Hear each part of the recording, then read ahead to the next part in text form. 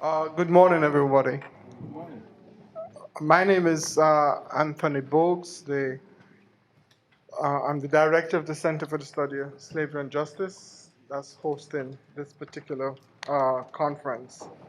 Um, Before I say anything, I'd just like to ask one of the members of the staff of the center, Maya Gamba Rivers, just to say a few words about logistics, and then I will make my opening remarks. Maya?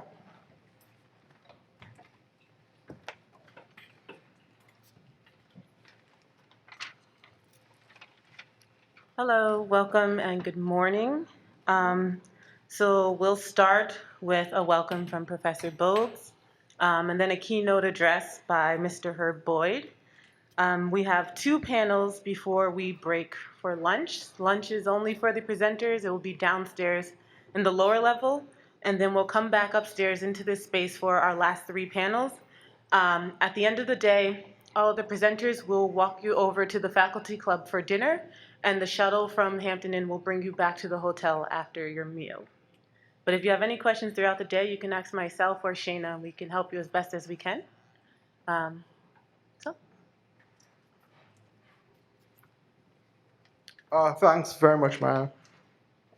I want to formally welcome everyone to this particular conference, Race, Memory, and Memorialization. And I want to begin with a few words of thanks. Firstly, to the conference organizers, Shayna Weinberg and Maya, and who you just spoke to. Both of them worked very long and hard to make this conference happen. Then I also would like to thank the Office of Institutional Equity and Diversity, Brown University, the Center for the Study of Race and Ethnicity in America, Department of Africana Studies that we now sit in, and Rites and Reason Theatre. And also to really thank the two undergraduate students who work with us at the center, Sophie and Thoralf, for working on this conference. When we first thought of this conference, it was supposed to be part of a larger project called the Rosa Parks Family House.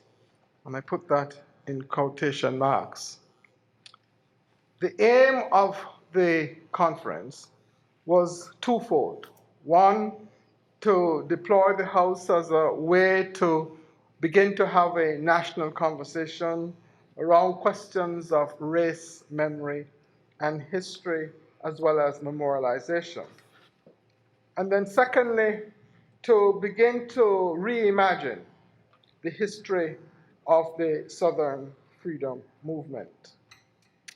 We conceptualized the conference in the aftermath of events of Charlottesville, the debates in this country around questions of the university and slavery, as well as the ways in which communities were trying to grapple with and to remember slavery. We also conceptualized the conference in a context in which anti-Black racism continues and was very much alive. So that within this particular context, therefore, we thought of the conference really as a way in which we could engage questions of racism, as well as begin to think about the ways in which history and memory function in a society dominated by anti-Black racism. We did this because, from the center's perspective, it is our belief that the questions of race and the questions of slavery are foundational to American democracy. They are touchstones of what one might call the American ideal. They are touchstones, as Du Bois told us in Black Reconstruction, because, as he says in the epigraph, once the Black person entered into the United States, he or she was fundamental to American society and to the question of democracy. So what it is or that happened, why is there no house? What happened was that essentially the house and the showing of the house got in the house in quotation marks, got caught into what some women might call a family feud. I put that again in quotation marks. It got caught in a set of disputes between a foundation that Mrs. Sparks and her husband had set up and other members of the family. It is clear to us that the Rosa Parks name is now a brand name. It is like the name of Martin Luther King. And you just have to remember what happened at the Super Bowl recently and how the words of King were used to begin to understand what I mean when I say the name is now a brand name in this period. The question that we faced at the center, along with the university, was should we get involved in this feud, in quotation marks? And that if we did get involved in it by taking a certain position, then would the story that we wanted to tell of reimagining the so-called civil rights movement and the Southern freedom movement, a story in which we wanted to foreground the African American political tradition, a story in which we wanted to think about the questions of race today. Would that become the story, or would something else become the story? We therefore made a judgment call and backed out of the project while fulfilling all our obligations, financial and otherwise, to the artists and to the group, the artistic company, that Waterfire, that we were in arrangement with. This conference, therefore, occurs in the aftermath of this particular episode. But it occurs also in an aftermath in which there has been many rumors and many ideas circulating and confusions about what it is that we attempted to do. What I would say very clearly is that we at the Center of the Study of Slavery and Justice are committed to a certain kind of public art, to a certain kind of public humanities. We are committed to doing what a colleague has called oppositional work. We are committed to doing the difficult work that needs to be done around questions of slavery and around questions of race today. In doing that difficult work, we will encounter problems because there's nothing that is smooth. But that is one thing that we are clear on, that at the forefront of what we do is nothing to do with brand names, is nothing to do with a certain kind of business opportunities, is nothing to do with a certain ways in which people would like to use the African American struggle. Rather, that we want to have a certain integrity in relationship to that struggle and what it has done for this country and what it will do in the future for the country.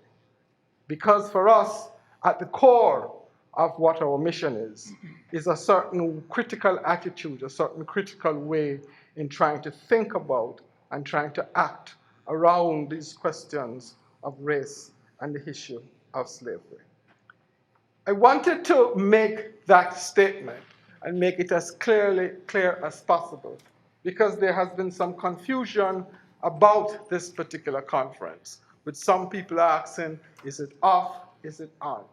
We were going to continue with this conference, fly high or fly low, because we are particularly committed to a certain kind of work.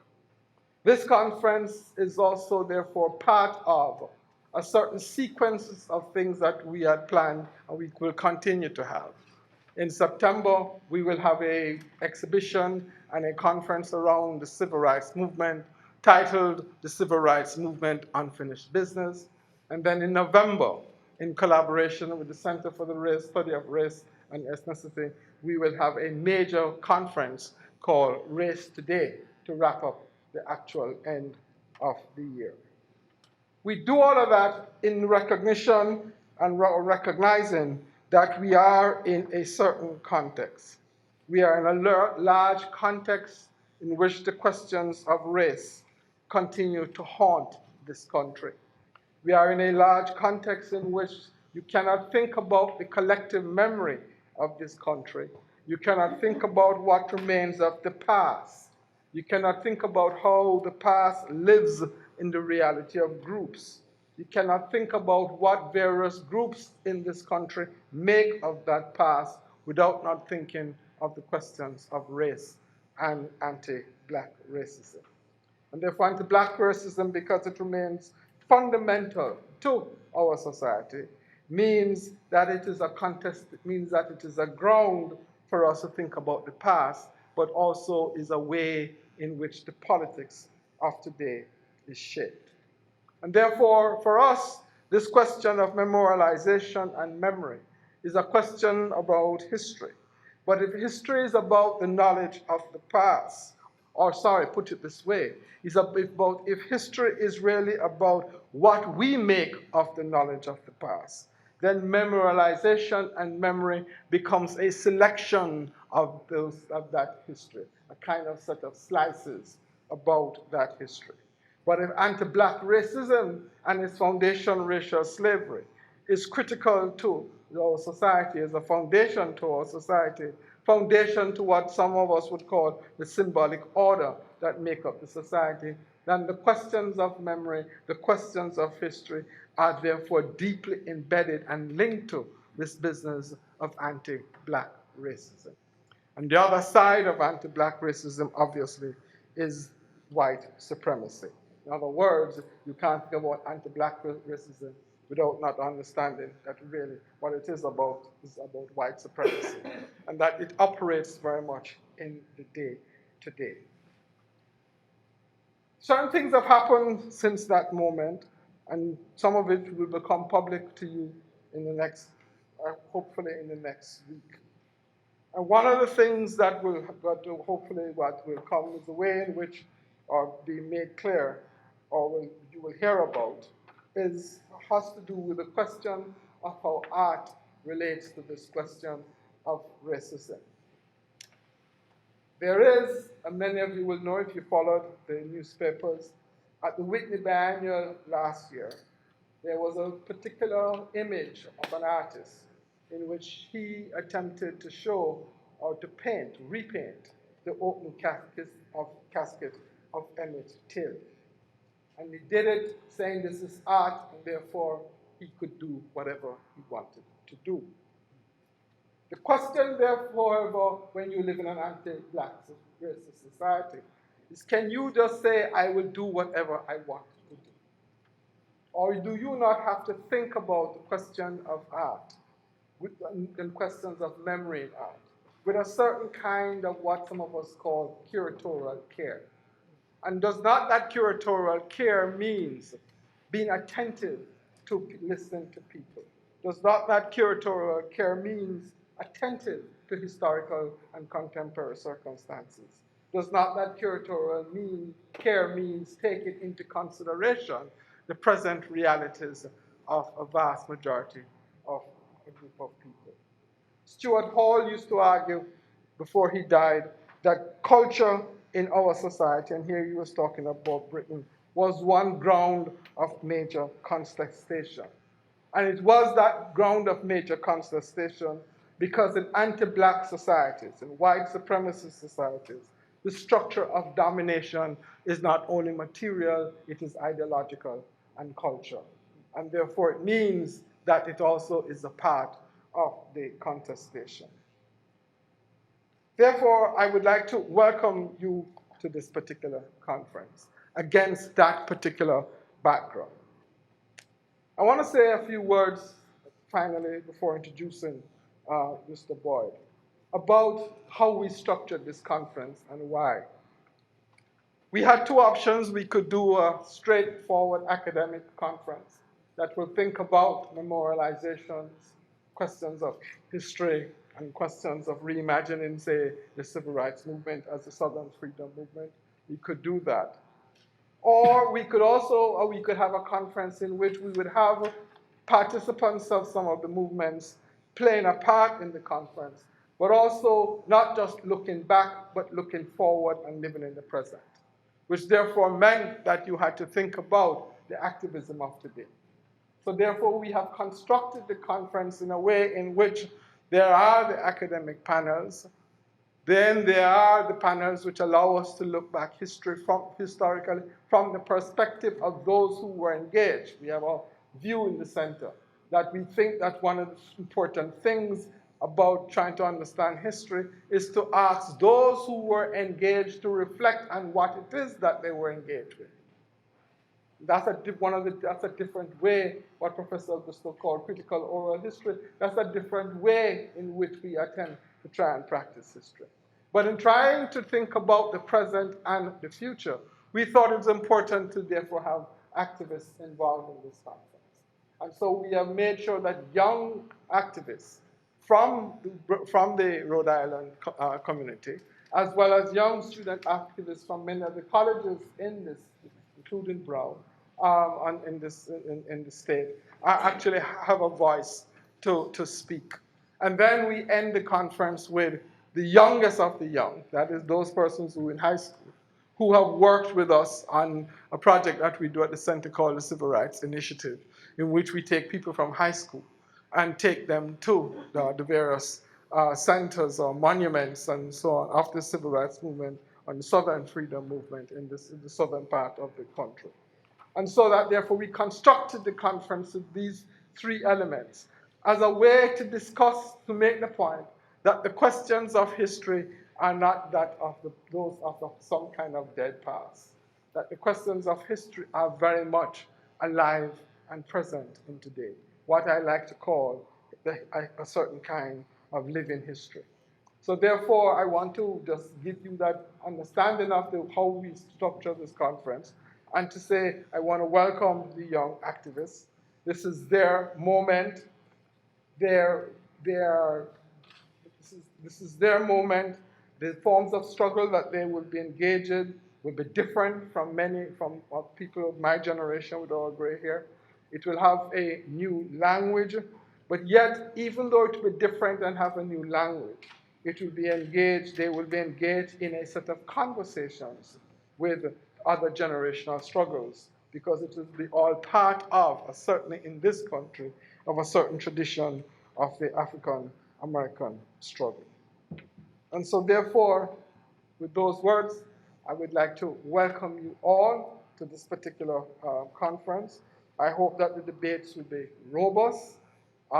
We like to say that we hope you people have disagreements, not fisticuffs, and that we therefore, with arguments and so on. And that for us is extremely important. No single hegemonic voice at all. And therefore, we hope that you particularly find it useful and productive intellectually, politically, and culturally.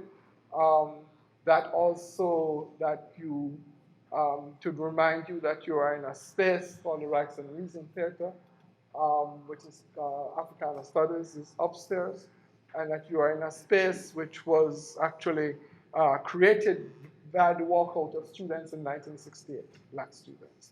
At Brown University, the theater came before the department. The black students, when they walked out, demanded a theater, and then they demanded an African American Studies program. And so we have always had this very close relationship between the theater, which is now called the George Houston Bass Space, and what is now called the Africana Studies Department. And in saying that, I would probably be remiss of me if I do not recognize the wife of the founding director of the department who sits there, Miss Nichols, who sits there, and she's the wife of the late Professor Nichols, who was the founding director of this department. And Miss Nichols continues to come to every single event. And when I asked her, "Oh, glad to see you today," she said, "I'm coming because I can't be here for commencement." So, but I'm showing my face in May to the events that you all have. So welcome, Mildred, to the department. In the end, therefore, what we are trying to do is essentially to create a platform for a certain kind of discussion and conversation. Because for us at the center, the questions of anti-Black racism, the questions of slavery, the questions of history are not academic subjects. They are subjects which are very much part and parcel of how we try to live in this society. Thank you all very much for coming.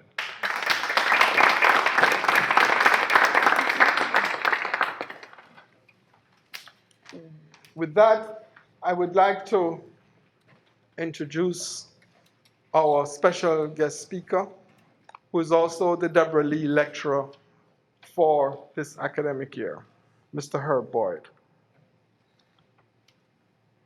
I think perhaps it might be nice to introduce him to say how we got here. Part of what we were doing for the civil rights, for this conference and for this Rosa Parks, was that we were doing a catalog which would reimagine the civil rights movement and reimagine her as well. And in doing that, the name Herb Boyd kept on popping up. And I know Mr. Boyd didn't know him personally, but knew of him because as a teenager in Jamaica, some of us used to circulate a little journal that was called The Black World Today. One of us, two of us would get it, we would kind of copy it, and then we would circulate it.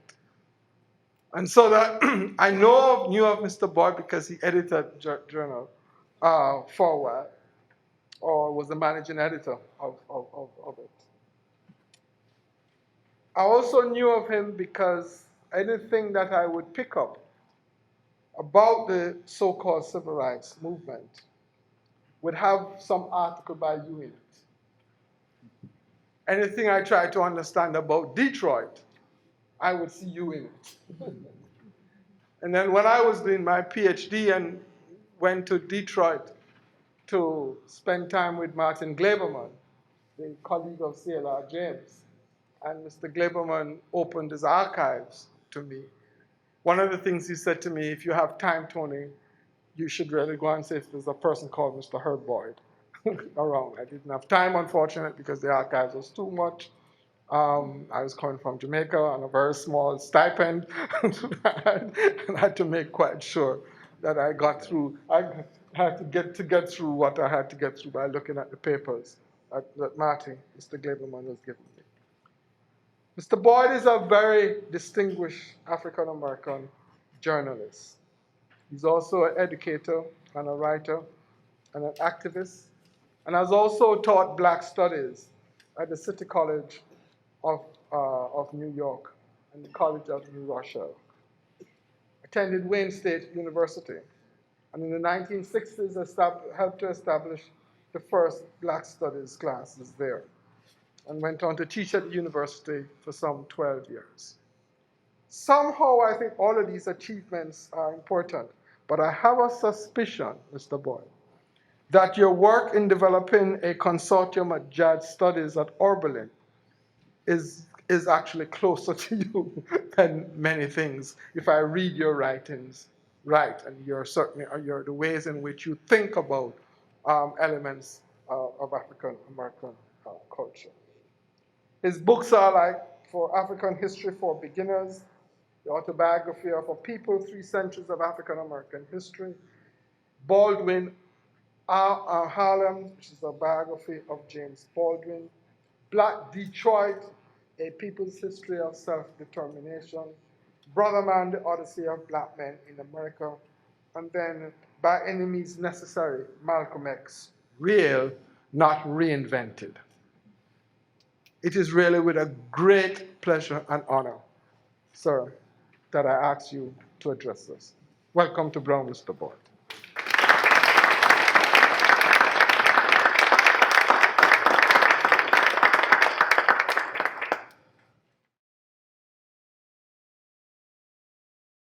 Well, good morning, y'all. What's happening? I tell you, Anthony, if you ever want to leave this particular job, I'm going to take you on the road with me. Thanks for that introduction. I don't know what I could say to such a distinguished gathering of scholars, and both emerged and emerging.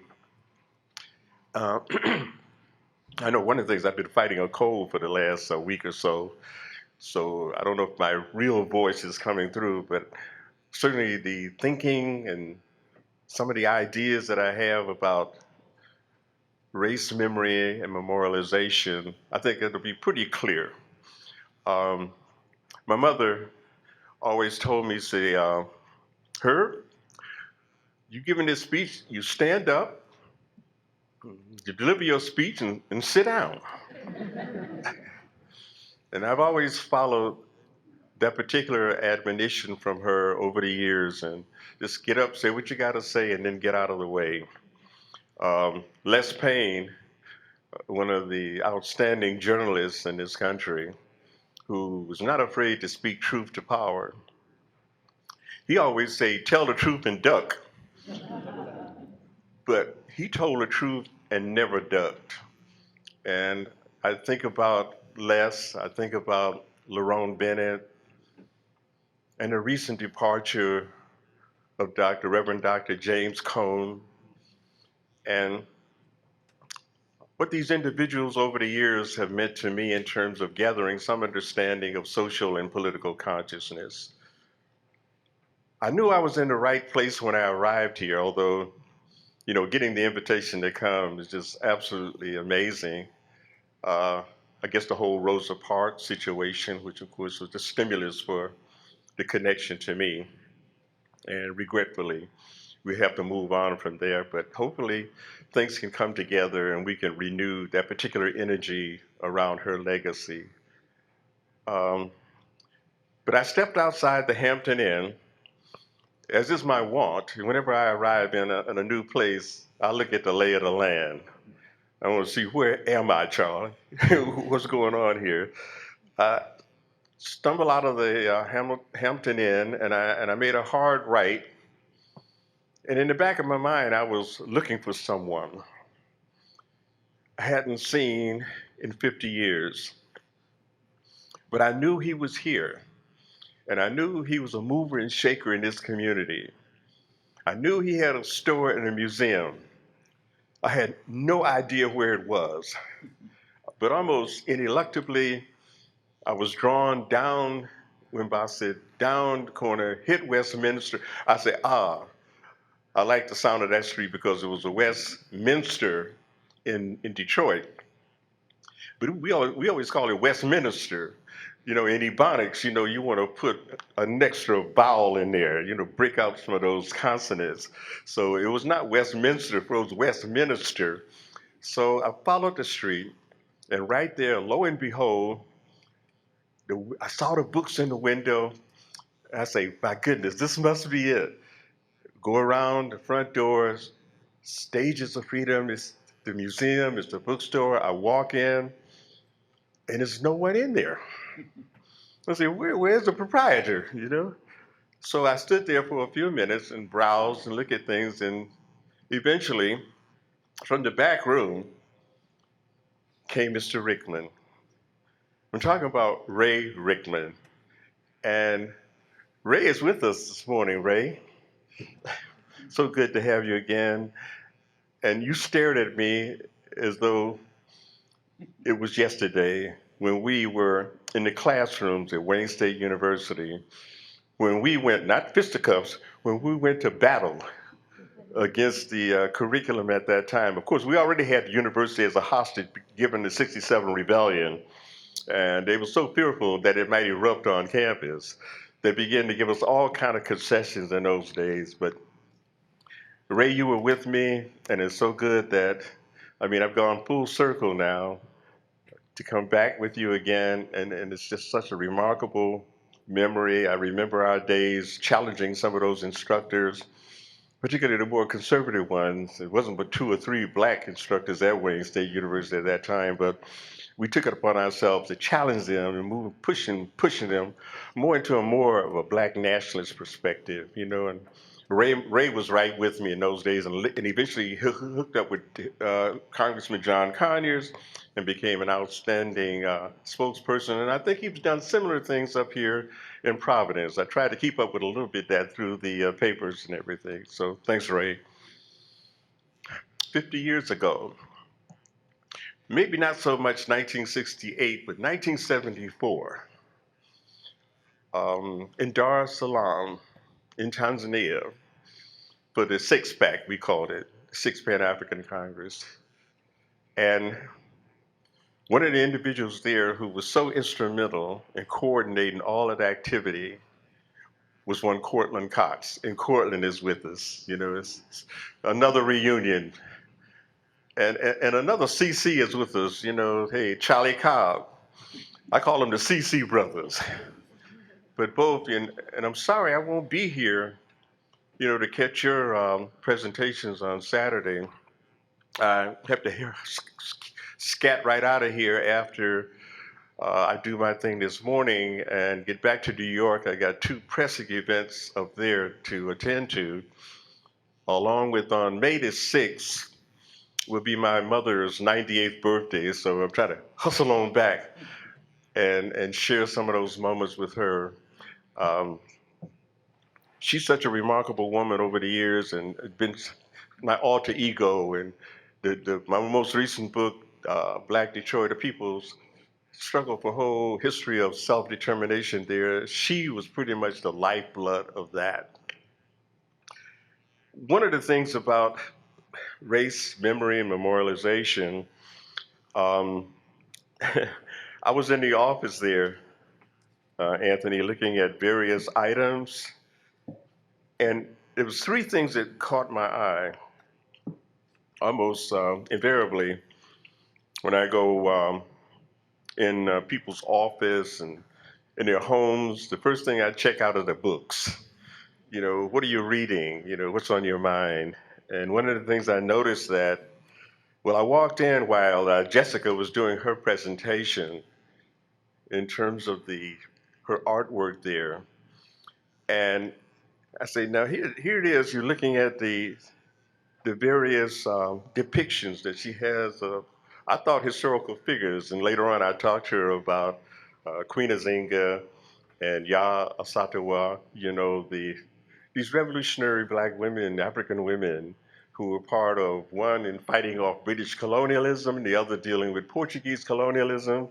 And I'm looking at her artwork, and it all came to me that those are the depictions that she has there. And you talk about race, memory, and memorialization, that's reflective. That begins to represent, what we're talking about this morning. And then I picked up this particular publication, came out in 2007, it's like 11 years ago now. And this captures so much. I don't know to what extent this is used in any of your classroom activities, but it's a compendium, of everything that we're talking about here. It was amazing to find that history of the Brown family in particular and their connection to the university. When I was walking around campus, I kind of broke away from the group, as I normally do when I go in a group situation. I move on my own. And I wandered around campus, and I wandered over to the Carey Tower. And I was standing up there, I was indicating the inscriptions, taking a photograph, and a man came up to me and said, "You like that?" And he said, "That's our tallest structure and everything." And he started giving me a little history on the Carey Tower. And later on, I say, I'll do my own research and find out exactly who it was and discover again that connection to the Brown family. But it's just the connection there. And I see John Brown, I'm thinking about, hey, the raid on Harper's Ferry. Wrong one. Wrong John Brown. Matter of fact, we haven't celebrated him enough in terms of particularly the 5 black men who rode with him at Harper's Ferry. They're even less renowned, less known. But it's a nice collection of history here in terms of the evolution of the institution as well as looking at the memorialization, looking at the question of race and memory. Very well connected in this particular publication, as it is in what Sandra Arnold has done here in Memory and Landmarks. I was reminded of what was happening over the years in New York City with the African burial ground. When that was first discovered in 1990, I was one of the first reporters to go down to find that they had this archaeological dig that was going on there, uncovered all these bones. And so virtually a burial ground was there. And that stimulated a lot of activity, and it stopped the whole building process. The African American community in particular were very much alarmed and aroused. And ultimately out of that grew that memorial there. So I was reminded of that and looking over Sandra's work here. So I had 3 publications there, right there in that office, that began to reflect, exactly what we're talking about in terms of the inextricable connection between race, memory, and memorialization. And I don't think anything of the moment personifies that as well as what's happening down in Montgomery, Alabama. The whole national memorial, with peace and justice. The kind of tireless work done over the years by Brian Stevenson. Anyone get a chance to check it out yet? It's so new out there. But I'm sure that eventually the powerful exhibit they have there with the whole history of lynching in this country, the 800 columns they have there signifying individuals, male and female, black and white, over the years who were victims of lynching in this country. Nothing new at all about that in terms of the memorialization of it, because you don't have to necessarily have a statue. You can see the title I have is Removing the Statues, but Changing the Statutes, Luta Continua. So it's different. You can remove the statue, but you still got these laws, these prohibitions, that kind of block people to doing any more. We'll talk about that in a moment. But I was reminded of Ralph Ginsburg's book, 100 Years of Lynching. For me, that was a phenomenal study. The compilation that he did from county to county in a similar fashion that Mr. Stevenson did, in cataloging, charting, documenting, chronicling all of the individuals. And of course, that was by no means, you talk about as many as 4,000 over the whole history of this country in terms of lynching, certainly from going back to the 19th century and into the middle parts of the 20th century.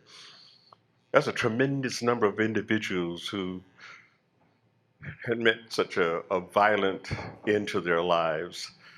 And Ralph Ginsburg, he did a remarkable job of capturing and compiling all of that information from newspapers. And I thought another thing that came to mind was to look at of course, Ida B. Wells. You can't forget her. And going back to the Red Record and what she did after seeing 3 of her friends lynched in whole Memphis, Tennessee experience, and raising this here campaign, the whole lynching campaign, the dire, lynch law of her time. Just a remarkable, foe, adversary, opponent, of dealing with this kind of racial atrocity that was being committed against Black people in this country. James Allen came to mind too, his book, Without Sanctuary, the whole photographing, of all of these different lynchings that had occurred in the country. This is just an astonishing piece of literature, a piece of work there. So taken together then, we've had all kind of precedent, leading up to what Mr. Stevenson has done down in Montgomery, Alabama. And we'll touch on that in a couple of ways. I was born in Alabama, and I know a lot about, over the years, studying the history of those kind of incidents, particularly during the civil rights movement period, that are just so inextricably connected to the American Odyssey. So removing statues and changing the statutes and on with the whole question of dealing with an individual I think is important in this discussion is J. Marion Sims. We won't keep his photo up there too long because the ignominious individual, just absolutely incredible, the kind of indecencies that he committed against enslaved black women. He's considered like the father of gynecology. For many, many years, his statue had stood on the periphery of Central Park, 103rd and Central Park East. A concerned number of citizens began to protest that many, many years ago without any kind of results. One woman in particular was instrumental in making sure that that statue comes down, was Viola Plummer. She's connected with an organization in New York, basically out of Brooklyn, called the December 12th Movement. And she had read about Mr. Sims, Dr. Sims, in Harriet Washington's book, The Whole Medical Apartheid. Again, just a remarkable piece of research that she did on the various experimentation, including the Tuskegee experiments that was done in Alabama. It brought, Viola said, we have to take this issue, and she began to organize a number of individuals, both in Brooklyn, the Bronx, the Queens, and Harlem, what have you, to do something about that situation. But particularly on the east side of New York, near where the statue stood, not too far from Mount Sinai Hospital. What happened, Dr. Sims, he's like noted as an authority in terms of the various advances that he had brought to gynecology in terms of the birth of women.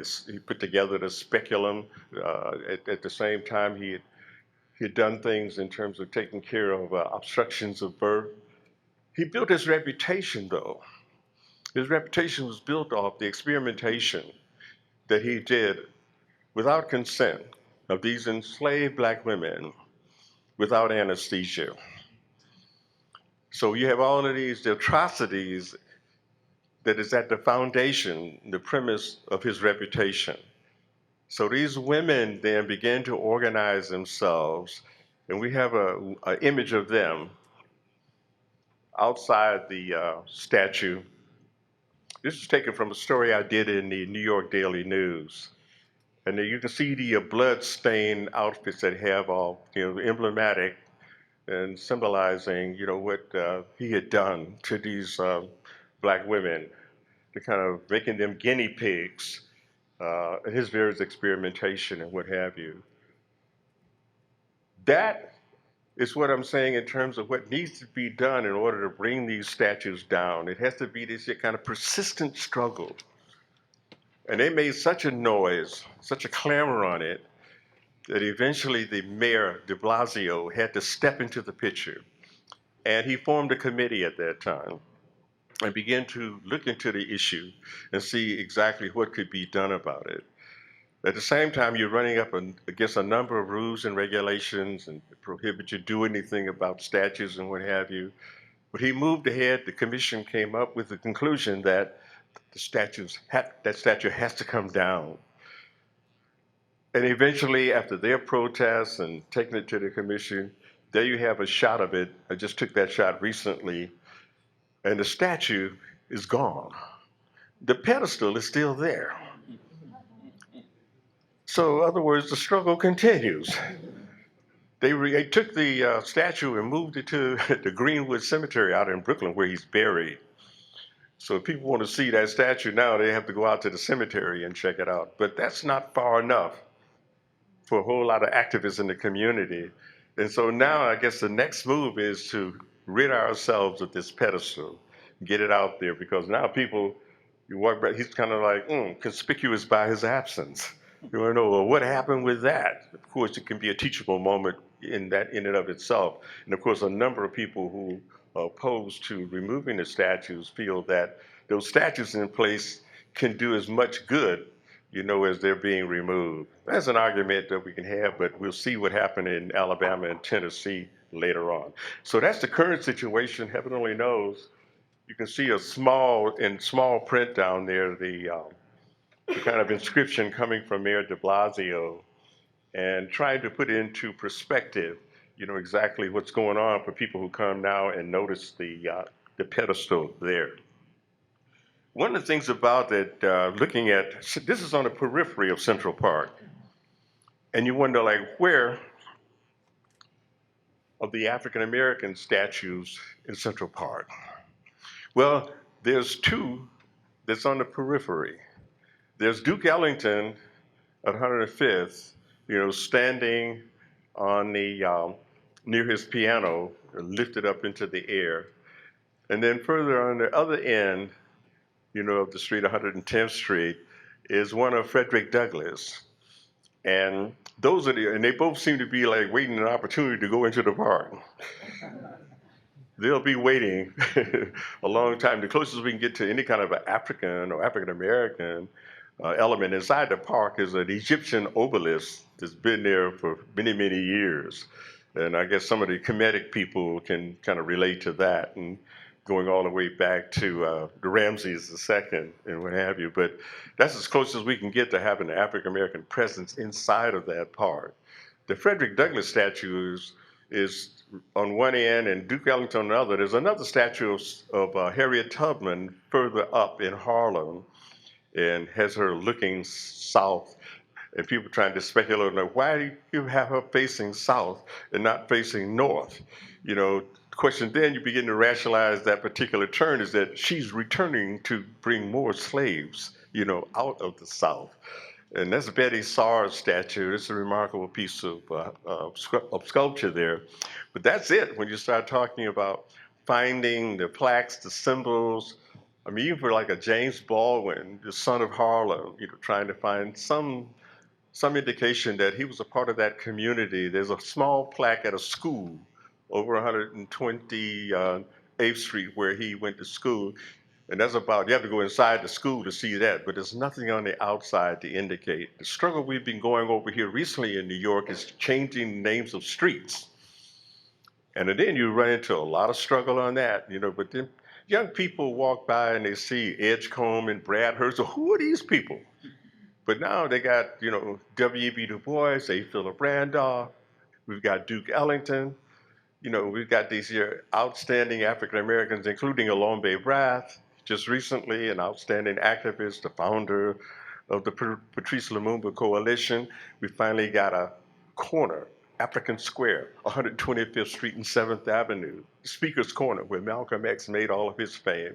Now that's called Alombe Brath. And so we got a book coming out on him in another week or so, a collection of his writings and essays. But that's part of that memorialization that goes on. It's more than just a statue.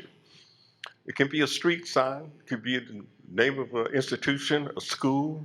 All of those things are indicative, of someone having the power to make a determination about what memory should be carried forward to the next generation. So the situation there is that and then what about the statues that are still there that we need to get rid of? There's one over at the American Museum of Natural History where Theodore Roosevelt is astride a great stallion. And on one side of him is a Native American, on the other side is African. And he's riding high, looking down on them. So it's been a struggle to see if we can get that particular, that's a heck of a struggle there. And it may never happen because you have such a resistance going on with various institutions out there who don't want, I figure it's almost like, it's kind of a form of vandalization for them to have any of their statues taken away or demarked. Of course, they threw blood on it, they threw red paint on it and everything else to get it out of there.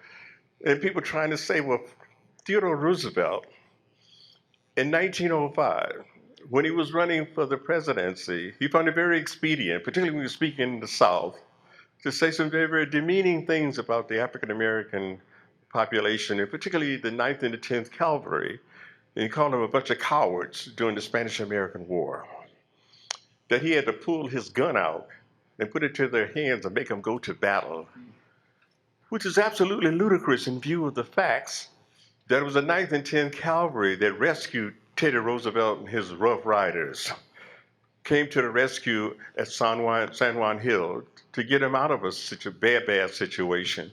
And then later on, he could come and say those kind of things. We understand the political expediency of the time in terms of getting that Southern to Dixiecrat vote, but that has nothing at all to do with the kind of perpetuation of memory and memorialization that is at the heart, of this whole power question of authority. Who has the power to determine, whether a statue would be put out there, and kind of ignobility of having an African and having the Native American, indigenous person walking below while you're striding on your great horse. So that's another concern that we have in terms of dealing with, and this is a global situation, gang. It's by no means just localized, it's across the country. Even in London.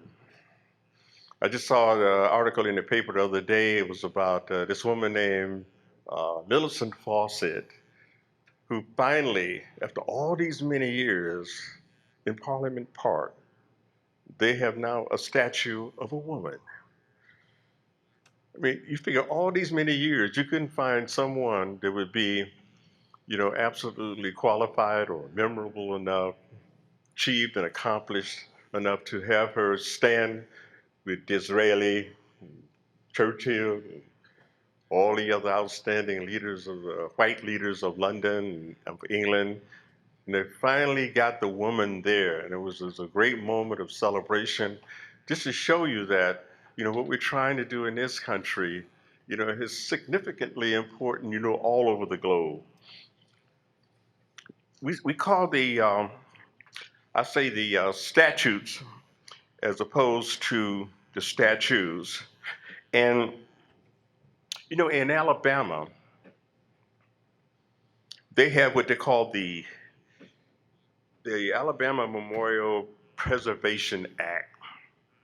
As the Governor Kay Ivey, came up with this here particular bill, and it prohibits the removal of statues, street naming, no tampering with any of the bridges and memorial places. And she says that the reason that she would have that kind of prohibition is that we have to learn from our mistakes. So we have to keep those statues in place. A similar kind of concern was raised, in Memphis, Tennessee, where the whole Memphis Bicentennial Commission was stripped of $250,000 because they had made some moves to remove a couple of statues from out of the park there. See, these statues are on public property. So the maneuver at that time, in order to remove them, they sold the public property to a private person, right? So they could do what they want to do on that. So Jefferson Davis, boom, gone. General Nathan Bedford Forrest, boom, gone. If you know anything about Nathan Bedford Forrest, of course, Jefferson Davis, is president of the Confederacy. But Nathan Bedford Forrest, was this general during the Civil War. The Civil War never ended for him. When it was over, he went home to Pulaski, Tennessee, and became one of the organizers, a coordinator of the Ku Klux Klan. These terrorist night riders, that wreaked all kind of havoc upon the African American community. So they got his statue out of there. The streets, some of the street names, you look around this country. I was doing it down in New Orleans not too long ago. I was being taken over to a television station, and we're driving up Robert E. Lee Boulevard. And you said, if something been said, I talked to the young people in the car with me. Are you doing anything about that? Well, we had a protest on that, but it kind of faded out. they have to get some lessons from what these young people have done, in getting that statue moved. And so it has to be some kind of coordination at some point where these different kind of groups can come together and take advantage of what was successful for them. How do you get around some of these statutes, and get those statues out of the way? One of the things I like to maybe close with, we can go on, I guess indefinitely looking at the situations that happen in this country. But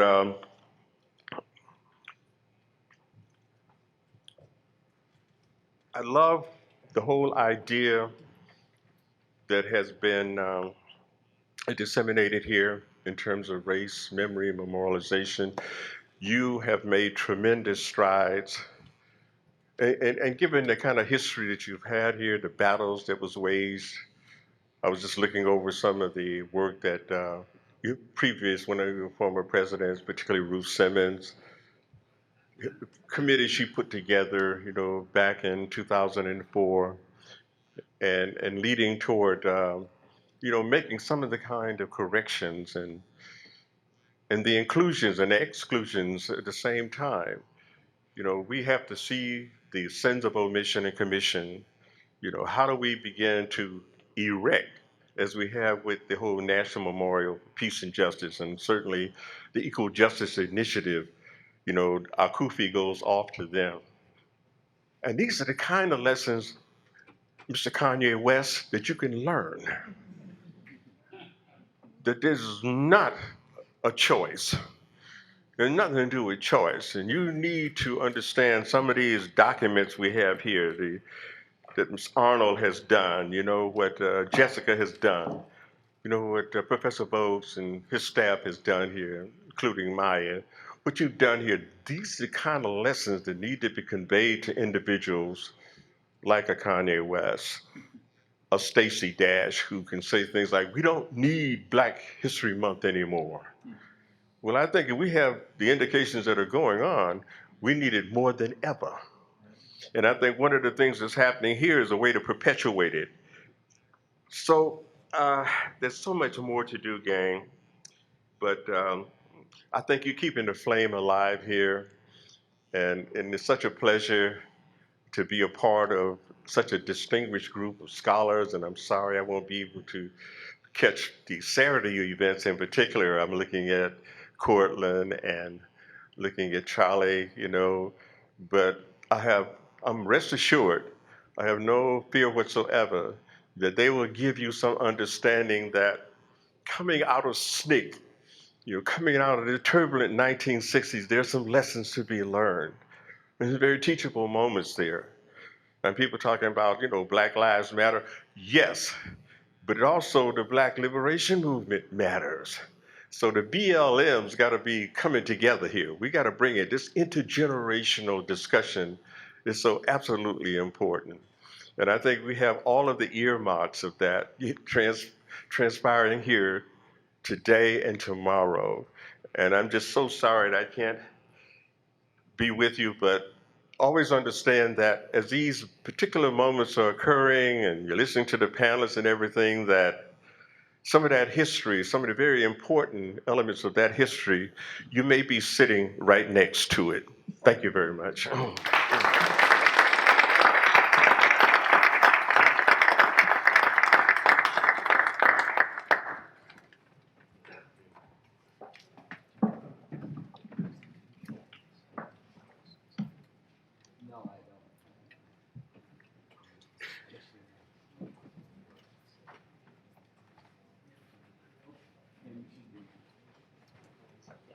So we'll give everyone a 5-minute break as we prepare for the first panel, Slavery in the University. Good morning again to everyone.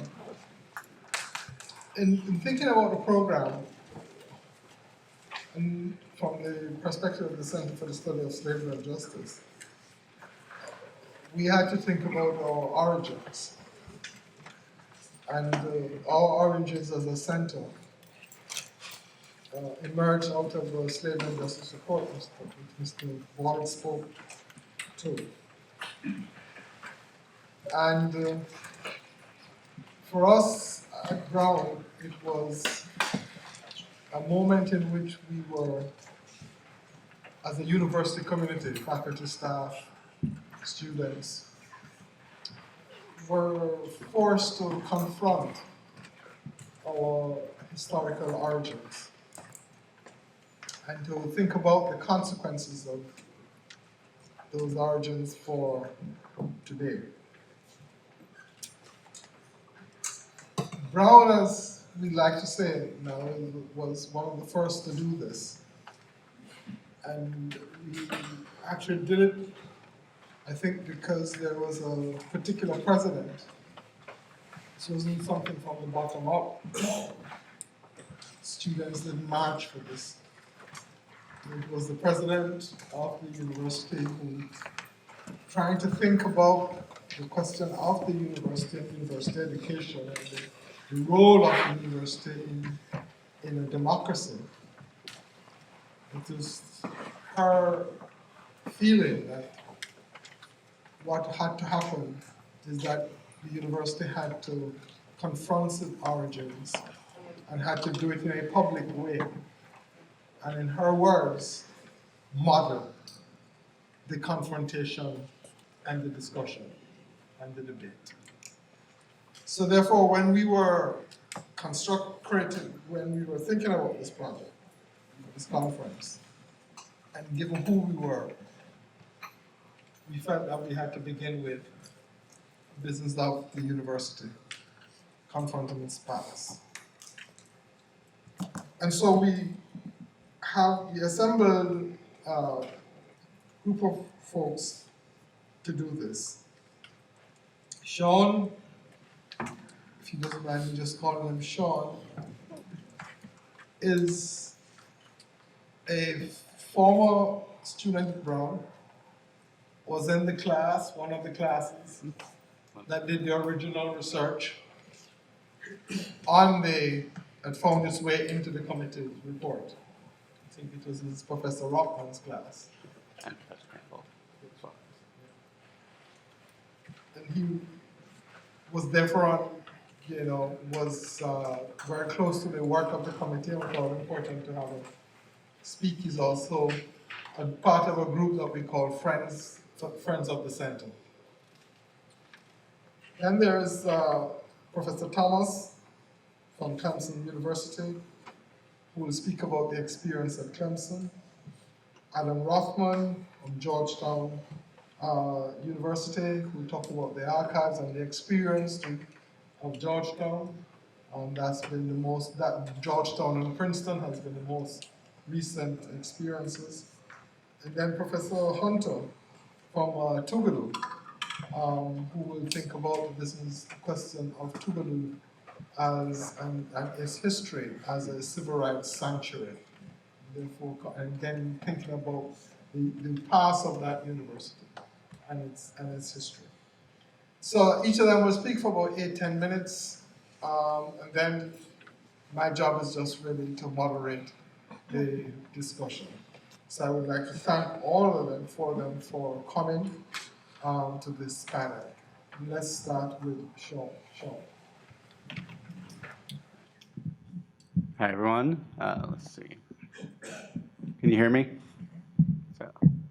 So yeah, my name is Sean Sipperstein, and I'm up here from Washington, D.C., where I practice law. And as Tony said, I was part of the Slavery and Justice Group Research Project that was organized by the committee, by the committee's chair, James Campbell, and by Professor Seth Rockman in the 2004-2005 year. There was then another group of students the year after that. And to situate that and kind of look at first, how that happened and how we, as Tony said, modeled the confrontation. I want to just go back to before I was at Brown, in March of 2001, when this sort of first came to my awareness, when the university is gearing up for Ruth Simmons to take office, sort of in an interim stage, and the right-wing provocateur David Horowitz places an advertisement in the Brown Daily Herald, purportedly responding to Randall Robinson's The Debt, 10 Reasons Why Reparations for Slavery Are Wrong and Racist Too, which is replete with inaccuracies, innuendo, things that are just frankly, flat out racist, and led to a bit of a conflagration that brought Brown into the national stage. And so I'm sitting in my suburban bubble on Long Island about having decided that I think I want to go to Brown because of its students' passion and open debate and open curriculum and all those things,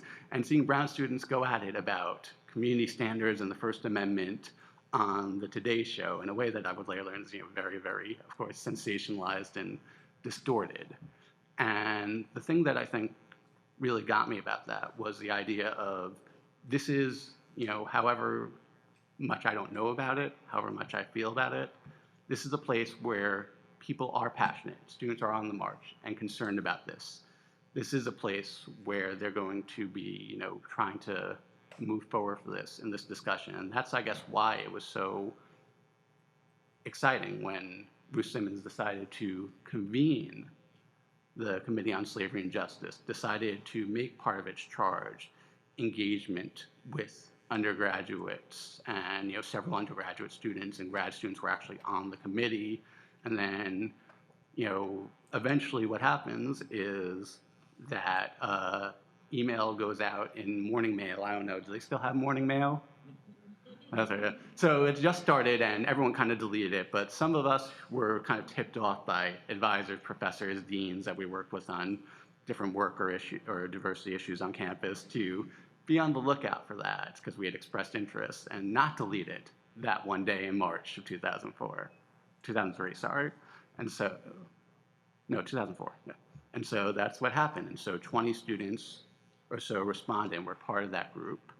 And part of sort of, modeling that process out. And what we did was we had weekly meetings throughout the year for course credit. We had a common curriculum, certain readings like Slaves in the Family by Edward Ball or Randall Robinson's works. Whenever the committee brought in its public programming, we were a part of it. We actually had the opportunity to usually have lunch or something with the speakers. Probably the highlight of that was having lunch with the great John Hope Franklin. And actually then we're engaged, and actually we kind of became sort of, we joked, we didn't realize there was a marketing to the student body component to this thing. And then what we also all did was we had some role in some of the research in the archives, and some students actually took, with the assistance of Professor Steve Lubar, a lead, but we all participated in devising a museum exhibit about the voyage of the Sally, the slaving voyage commissioned by the four Brown brothers, disastrously in terms of their finances, but also loss of life, more importantly, in 1764, the same year that what became Brown University was founded. And that was something, again, that was displayed during our commencement and then went on tour eventually. And I will come back to that in a bit. And so we all did some sort of role or independent research that kind of was meant to, again, model this out. So some students, again, took the lead on it. Some looked into the issue of memorialization. A group of students started up an oral history project about the Black experience at Brown. Some people looked at Brown's history beyond just the slave trade in terms of the disenfranchisement of Black citizens in the early 1800s in Rhode Island, and just a whole variety of other things. For my part, I was part of a group of 5 students who wound up during our winter break going down to Mississippi to look into the issue of retrospective justice and accountability in light of the efforts to prosecute individuals who committed crimes and murdered people who were involved with the Mississippi Freedom Movement. When we wound up going down there with Professor Campbell and with Charlie Cobb, who's here, sort of helping to facilitate some of our meetings as well and accompanying us. It was 2 weeks after Edgar Ray Killen was indicted for masterminding the murders of James Chaney, Andrew Goodman, and Mickey Schwerner in Freedom Summer in 1964. And so we went, our aim was to do some interviews and oral histories to record that experience of some of the movement veterans and people involved, as well as people involved with what was called the Philadelphia Coalition, a group in Philadelphia, Mississippi, where the murders happened. That called itself triracial, black, white, and Choctaw Native American, that had pushed for the trial and was pushing for efforts at education and memorialization, and add those to actually to a website about the Brown Tougaloo partnership that had been previously done by students, and sort of model that out in terms of teaching about the freedom movement and how people were grappling with that. And definitely was a huge insight that came from that, was again just sort of just how tenuous and how hard this can be in terms of grappling with this legacy and actually trying to truly repair, bearing witness to some of the tensions. As for example, there was this very memorable MLK Day event in Macomb, where there was a very interesting attempt by some of the local longtime white leadership to perpetuate something of a revisionist history of what had happened in 1964 and their heroic role in stopping the violence and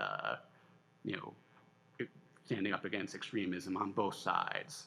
Sound familiar? And then attempts by some people to deal with that, as well as some of the tension actually among some of the people involved in the Philadelphia Coalition and movement vets as to what are the purposes of this? Is it just to actually really grapple with this and the full legacy and repair in a broader way? Or is it just to say we have confronted this and move on and rebrand? And so that's the sort of thing that influenced all of us in the group research project.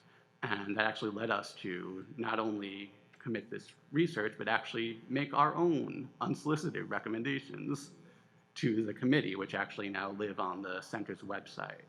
If you want to go in there and look at where the committee's report is, there's a section on undergraduate research, and you can find our recommendations. Many of them overlap with what the committee eventually called for, such as an academic center, the memorial construction process that has existed on the front green, and engagement also with the Rhode Island community in that regard, engagement with public education, both curricularly and in terms of repair in Rhode Island. Some were also very specific to our input as students and the student experience, and really wanting this to continue to be a part of the campus discussions of things like roles of it in orientation programming, academic programs. We also made some very specific recommendations for supports to what was then referred to as the Third World Center, and now the Brown Center for Students of Color. And something else we did was that we actually went beyond that scope and made some policy recommendations that Brown should try to enact or get involved with, such as taking a stance on ending felon voter disenfranchisement in Rhode Island, especially in light of some of the research that one of our group did regarding some of that history in the 1800s, or making Brown a living wage campus.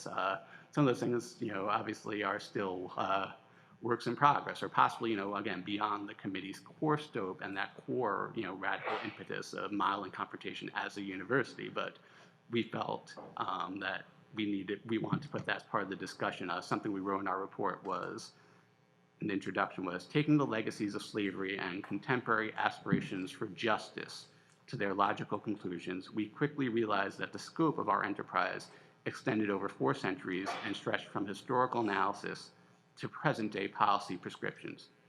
We believe it's impossible to separate our study of the historical relationship between Brown University and slavery from our obligation to confront the complex legacy of slavery in this country and Brown's role in perpetuating, challenging, or accepting that legacy.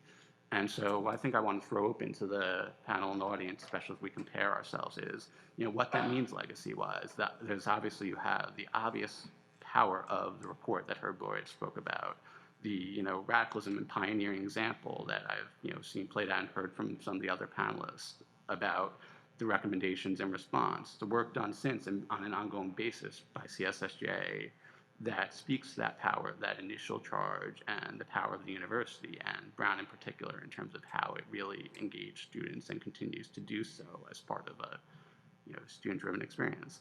And that's certainly what everyone involved agreed was the most tangible contribution we can make and continue to do. But then the question is, okay, is that enough? What's the level of awareness on campus? How can we further engage in this and make it truly what actually Ruth Simmons has referred to in recent remarks as an ongoing process of repair and getting at the root of this, and not just simply, and that's how you go and that's how you move on. Just one last thing before I turn it over to everyone else that I did want to share in terms of the power of what did happen. Around the time that I was part of the Slavery and Justice Group research project, I decided on a free day with a friend who was not involved in the committee's research to go to the John Brown House, which is down the street from campus, and take the tour there with the Rhode Island Historical Society guide, and there was nothing in it about his history with slavery. And when I brought up the subject, they were quite uncomfortable. Not as uncomfortable as, say, the people at Monticello in 2001 when people brought up things about Sally Hemings, but it was there. I learned this fall that the exhibit on the Voyage of the Salary now resides in the John Brown House.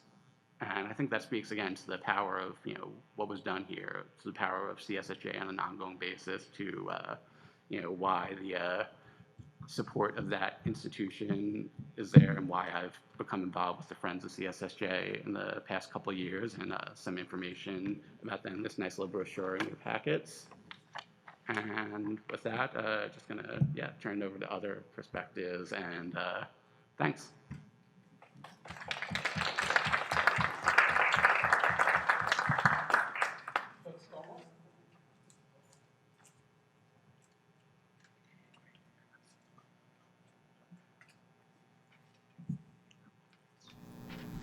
Good morning. It's a pleasure to be here. I have to say that Ruth Simmons' work was the inspiration for my own. That report and the start of the project here at Brown came out just as I was finishing my PhD work at the University of Maryland, and I went to Clemson. And I'm going to tell you about what happened when I got to Clemson. Clemson's story is a little bit different from the stories you're going to hear today, because we were founded in 1889. After Reconstruction, after the Civil War. So how do we tell our story when we weren't founded during the colonial or the antebellum period? But Clemson was founded on John C. Calhoun's Fort Hill Plantation, literally built on the plantation. Thomas Green Clemson was his son-in-law, married his daughter Anna. The family property starts in the early 1800s with his mother-in-law, and eventually Thomas Green Clemson is the last man standing. He and his wife had been in conversation about starting this college, and he fulfilled their wishes. So when I got to Clemson, this was kind of the standard historical narrative that was being circulated. In 1889, the governor accepts the bequest, and Clemson is opened as a land-grant institution. There are these lifetime trustees. 7 of them are appointed, 6 from the state. Classes began a few years later in 1893. In 1955, Clemson becomes civilian. It becomes co-ed. In 1963, it's desegregated by Harvey Gantt after he files a class action lawsuit to gain admission. And then in 1964, Clemson becomes a university. So how do we get to a Clemson history project? Well, there are 3 main things that happened.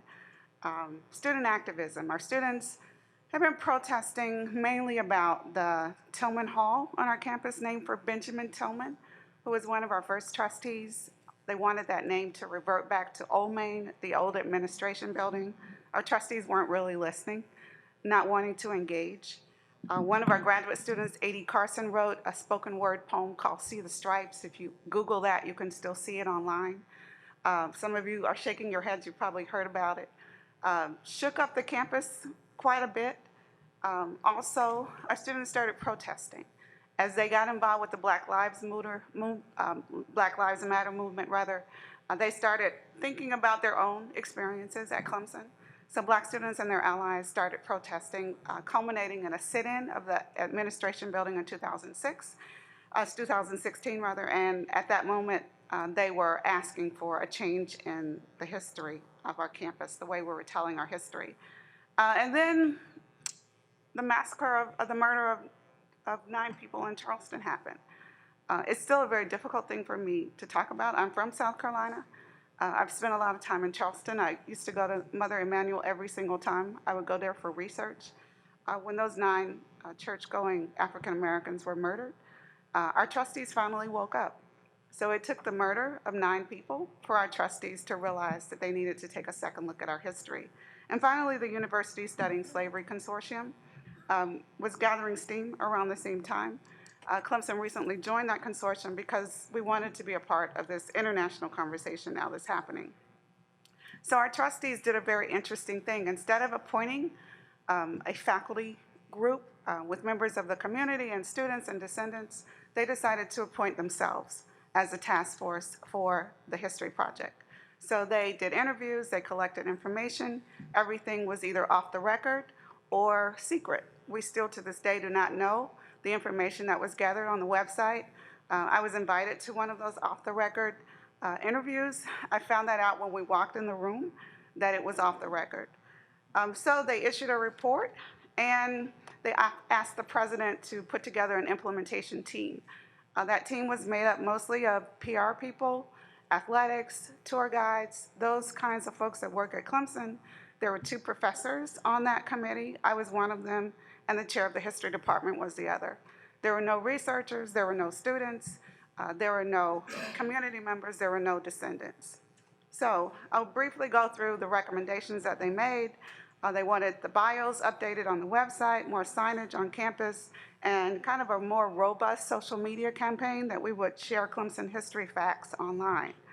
They also asked that we create a website, which has been done, a history week. We've had a history day, but not a week, and to dedicate statues and monuments on campus. That conversation is still ongoing. And then finally, they wanted maybe a center or a museum, a history course, and tours. We're hoping to offer the first history course. I'll be teaching it with one of our historians this summer, and we have started working on these campus history tours.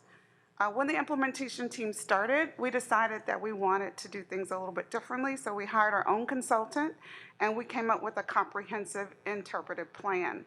Right now, we're trying to seek funding for that plan. It really looks more holistically at the campus and talks about sustainability.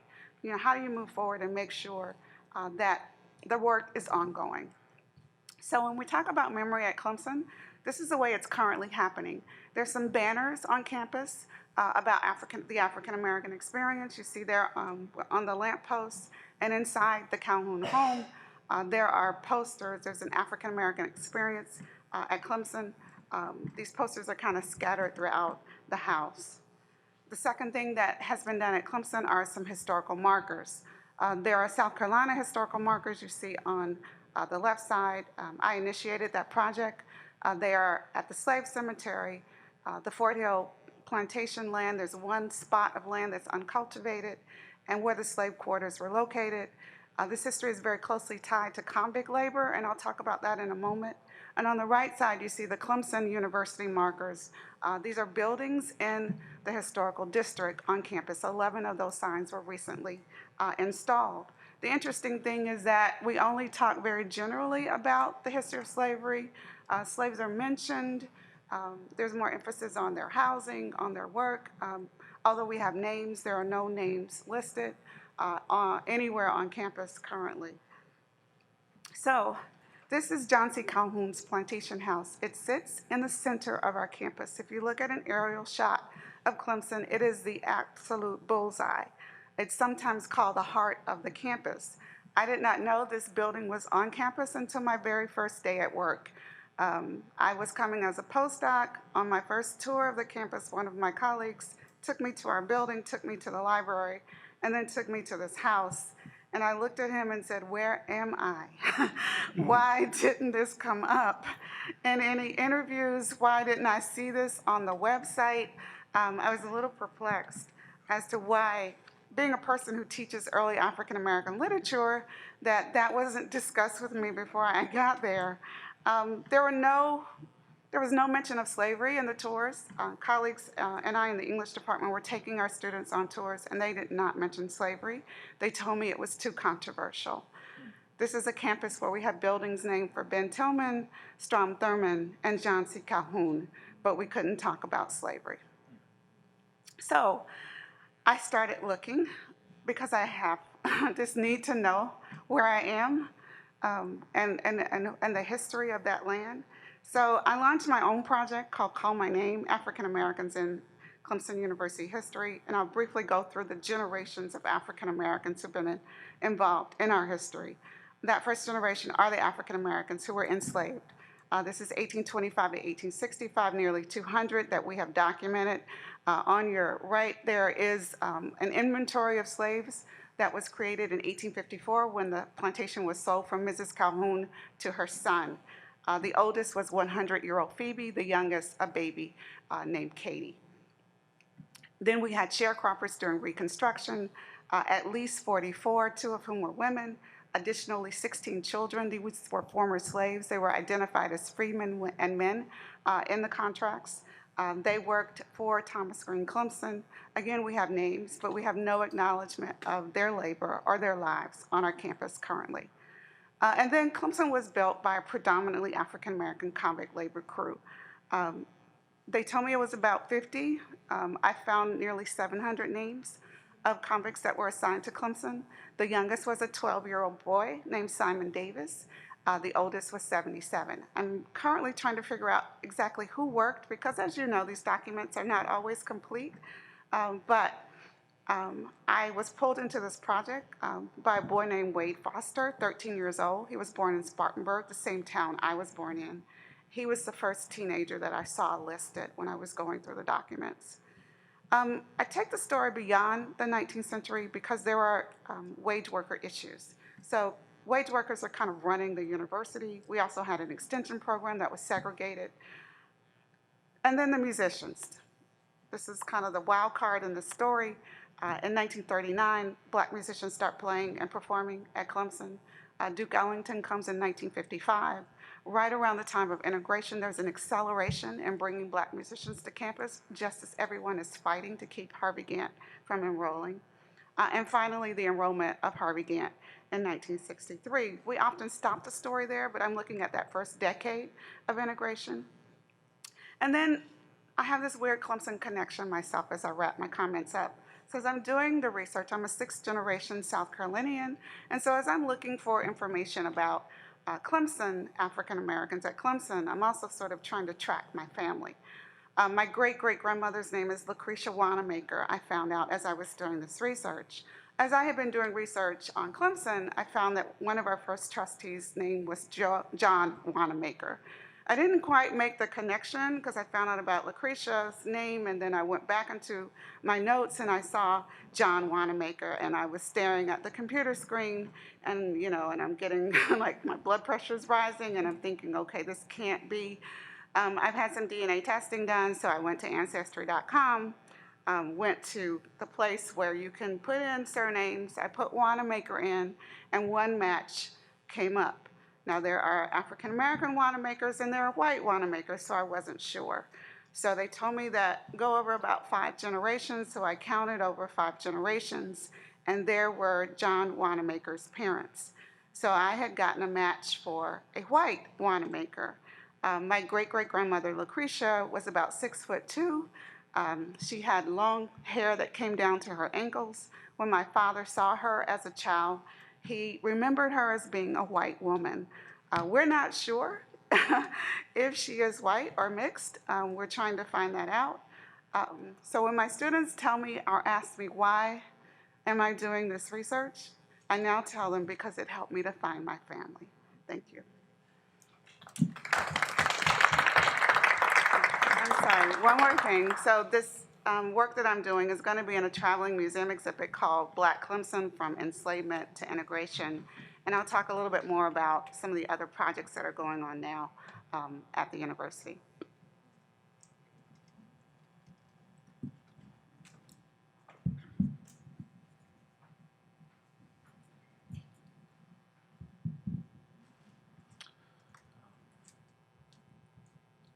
Mr. Thomas, that was very amazing. Thank you for that. It's a real pleasure to be here. As somebody who's been closely involved with Georgetown University's inquiry into its history of slavery over the last couple of years, it's a special thrill to be here at Brown, because the work at Brown over more than a decade has been an inspiration and a model to those of us at Georgetown, and I think at every other college and university and high school that has been doing this kind of work. So I just want to say thank you to everybody who's been involved with that.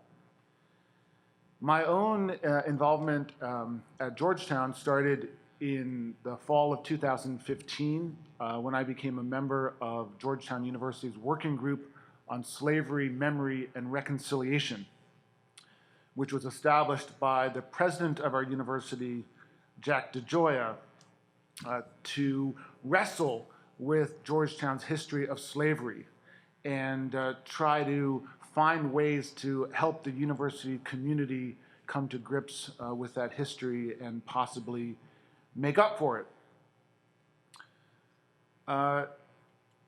It should be said that the history of Georgetown's involvement with slavery was never a secret.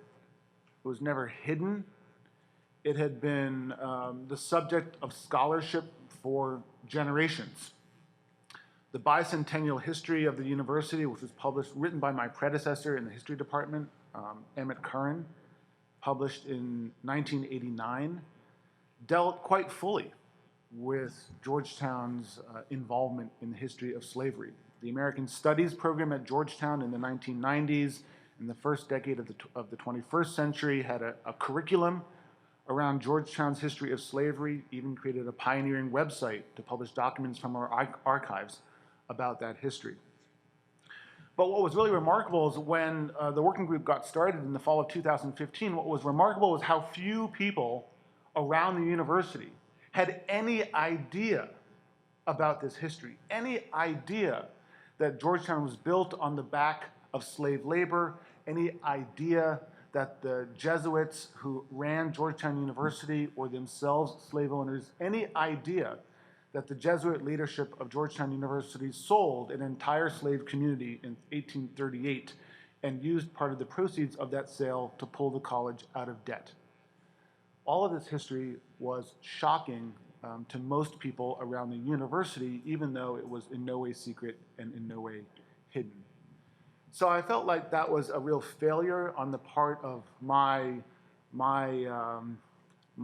cadre of scholars. Even though we knew this history, whether in a shallow or deep way, we had not done a good job in conveying what we knew to our own students, our own colleagues, our university community, and the broader public. So a big part of the work of the working group, which was composed of faculty and students and staff at Georgetown, was to try to make this story better known to our constituencies. And that's a lot of what we did over the course of the 2016 academic year. That work culminated in a report by the working group that we delivered to the president in the spring of 2016. That report outlined the history of Georgetown and slavery and made a number of what will seem pretty familiar recommendations about how the university should come to grips with that history. The report was released in September of 2016, and we've been building on that ever since. So just very briefly, the history of Georgetown and slavery is deep and wide. Georgetown was founded by a Catholic elite whose wealth came from slavery. Enslaved people labored at the university as well as on Jesuit plantations in southern Maryland that were supposed to subsidize the education of white Catholic men. The faculty and alumni of Georgetown in the antebellum period intellectually sustained slavery. Jesuit priests defended slavery through Catholic doctrine. And finally, in 1838, nearly 300 men, women, and children were sold by the Jesuit leadership, and the proceeds of that sale, as I said before, went to pull the college out of debt. Even with the sale of virtually the entire Jesuit slave community in 1838, that did not end Georgetown or the Jesuits' relationship with slavery in Washington and in Maryland. Subsequent research has shown, for instance, that there were enslaved people working at Georgetown as late as the spring of 1862, when slavery was finally abolished in the district. So it's a long history that extends from the early 1700s right up through the Civil War. So it's a deep history. I think that the work of the working group has effectively changed what Dr. Bogues called the symbolic order at Georgetown. It has changed the landscape of memory at the university, and it's done it in a variety of ways. One, simply by making this history better known to the university community. Also, a year ago, almost exactly a year ago, April, the president of the university, as well as the head of the Jesuits of North America, issued public apologies for their involvement in the history of slavery in what I confess was an incredibly moving gathering on the Georgetown campus, which included more than 100 of the descendants of the people who were sold in 1838, who acted as witnesses to that apology.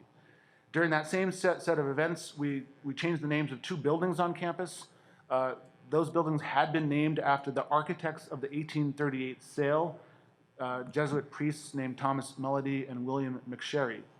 Those buildings are now named after 2 people. One, Isaac Hawkins, is the first enslaved person listed in the Articles of Agreement for the sale between Thomas Melody, who had been president of the university, and 2 purchasers in Louisiana. The other building is named after Anne Marie Beecraft, who was a pioneering free woman of color in the early 19th century, who was one of the first people to establish a school for black girls in the neighborhood of Georgetown, just outside the gates of our campus. So just having those buildings named after those 2 people, I think, has altered the landscape of memory at our university. So there's a new symbolic order. But that new symbolic order has its limits. For instance, if you follow basketball especially, if you know anything about Georgetown, it's that our school colors are, does anybody know? Blue and gray. Blue and gray. Those colors were adopted in 1876 to mark the sectional reconciliation between Union and Confederate sympathizers at Georgetown. So the gray in our school colors, it symbolizes the Confederacy. That's still there, and it's not going anywhere. So there are limits to this new symbolic order. And of course, a symbolic order is not a material order. It's not a change to the material circumstances of people of color at Georgetown. With this exception, part of the new symbolic order of Georgetown is an inclusion of the descendants of the Maryland Jesuit slave community in the Georgetown community. And that manifests itself in a wide variety of ways, but one of them is a kind of legacy status for descendants who are applying for admission to Georgetown. And we now have at least a handful of students at Georgetown who are members of the descendant community. One of the, I think, most lasting and important things to come out of the working group is the Georgetown Slavery Archive. This is a form of memorialization, of taking the archival material that reveals this history and making it more accessible to the public using the new digital tools that we all have available to ourselves. So right now, the Georgetown Slavery Archive, and here it is, slaveryarchive.georgetown.edu, has more than 200 documents drawn from the archives of the Maryland Jesuits, from the university ledgers, from other kinds of archives in Maryland and in Louisiana that document what we call the GU 272, the Maryland Jesuit slave community. So you don't have to physically come to our archives, navigate that bureaucracy to see these documents. You can see them for yourself on the website. This archival material has now served as the basis for a new curriculum at Georgetown. I teach a class called American Studies 272, Facing Georgetown's History, that makes extensive use of this material. Other faculty around the university teach other classes that make use of this history as well in creative ways. It's not just historians who are doing this, it's people in other classes, performing arts and film studies and philosophy and theology who are making use of this. The archives are being used by people who are thinking about the process of memorialization. How can we integrate actual archival material that documents, for instance, the names of the people who were sold in 1838? How can we integrate those truths into the way we mark this history in and around our campus? And finally, I would just say, and this connects to what Professor Thomas was saying, this archival material has been extremely important for genealogical and family historical purposes. This is not an abstract question about slavery. We're actually talking about people's families, the lives of their ancestors.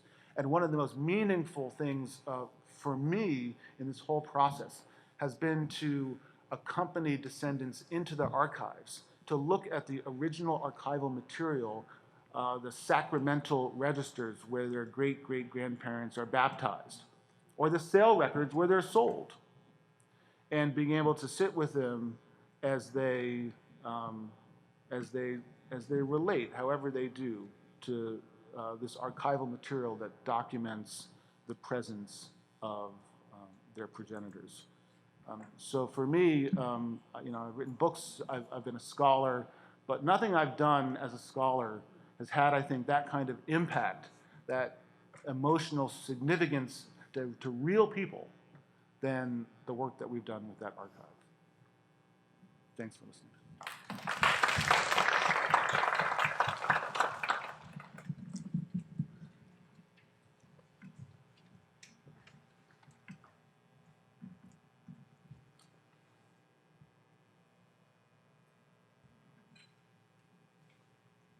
Good morning. I bring you greetings from the Eagle Queen on behalf of President Hogan, where the moss hangs low and the eagles soar high.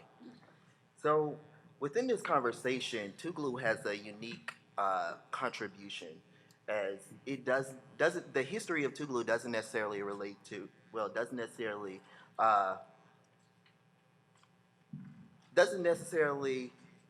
explore the same contexts that my colleagues on the panel, how they talk about their institution and revisiting this conversation about slavery and their history. So I want to start off with a quote by Bob Moses, which states that when in Mississippi, the rest of the world doesn't seem real, but when in the rest of the world, Mississippi doesn't seem real. And so in placing this conversation in the context of Mississippi, especially today and present day, we have instances where Martin Luther King's birthday is not really acknowledged, rather the state acknowledges Robert E. Lee's birthday on that day. Or where there are conversations about the Confederate flag, whether it should be flown and whether it should appear on the state flag. But in addition to that, a conversation from a governor who says that this is not a debate that I should weigh in on, but one that the people should do, even though he realizes that that won't ever happen. In addition, a governor who was the nephew of the woman who accused Emmett Till of whistling at her, right? Which recently she recanted that accusation.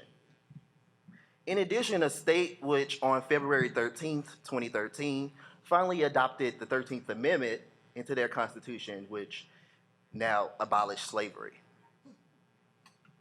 A state which has huge health disparities, especially for people living in the Delta. So in thinking about that, Tougaloo College has a unique role within the state. And that's what I'm going to specifically talk about as we talk about our history, especially it being a former slave plantation. So Tougaloo College is an institution which was founded on a former slave plantation. It is the only HBCU in the country to be on a former slave plantation. And this really influences how the institution thinks about education, educating its students, and also its work within the community. So, So in thinking about this physical space, the institution was established, well, the AMA, the American Missionary Association, purchased the land from John Bodie, about 500 acres, and wanted to create a training school. So in 1971, it got a charter and became Tougaloo University, which later it changed its name to Tougaloo College. So the Bodie Plantation, which is at the center of the campus, if I can show you this picture, and you can see in the middle you see the chapel, which I'm going to talk about, Whitworth Chapel, which is a historical site, and also the mansion which sits directly north of it, well, west of it. So the Bodie Plantation was built in 1860 and is still on the campus. It is the center of the campus. It's the tallest building and has some sentimental value and still continuing to have that conversation about slavery and race as it pertains to Tougaloo's history. In addition, we have Whitworth Chapel, which was built in 1901 and serves as this spiritual center for students, but also speaks to this notion of refuge and also the civil rights history, as it played a major role within that particular time. Another asset that the Tougaloo College owns is the Medgar Evers home, which is not located on the campus, but is still central to this conversation about Tougaloo, as he had central ties to the institution and its fight for civil rights justice. So this is an image of the historic Whitworth Chapel, and it is a notable site and one to behold. So this place is a place where many famous individuals have stood at the podium and spoke, such as Fannie Lou Hamer, Malcolm X, George Washington Carver, Booker T. Washington, and Robert F. Kennedy.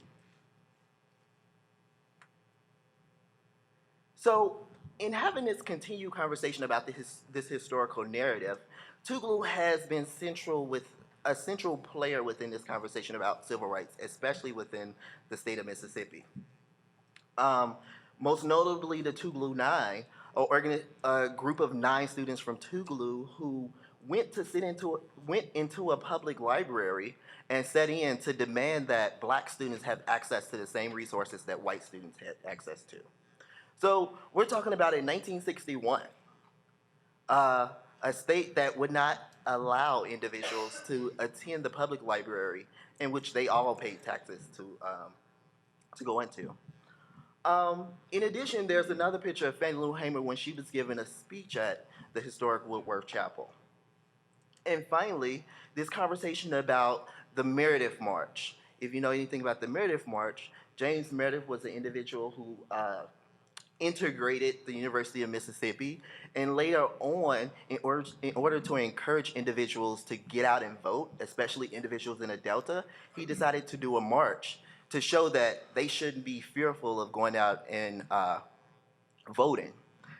Did he make it all the way to Jackson, Mississippi? Not necessarily, but what he did led a movement in which Martin Luther King came up and joined this march.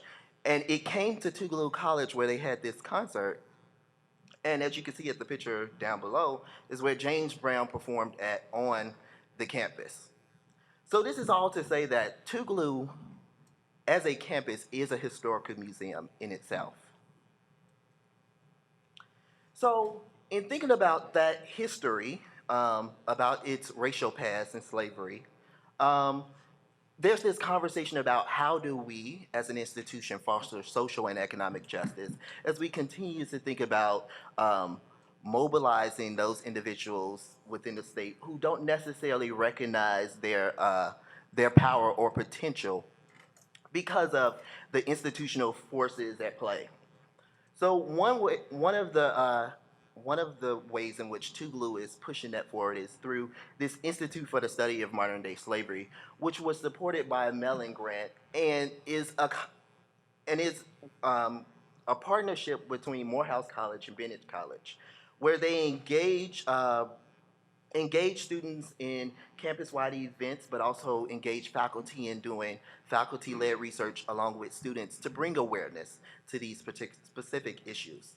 In addition, Another partnership is the Jackson Heart Study, in which the institution partners with Jackson State University and the University of Mississippi Medical Center in order to research these health disparities and provide some context for how we should go about addressing these issues, because they're very systemic.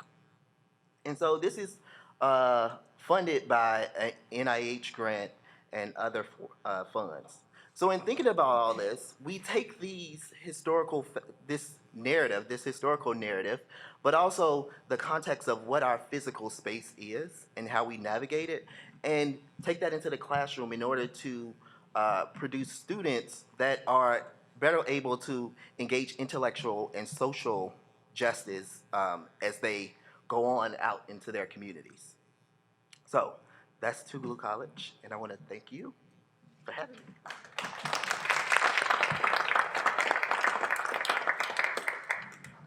I want to thank all the four presenters. It's almost 10 past, so we have about 20 minutes or so for Q&A. Please.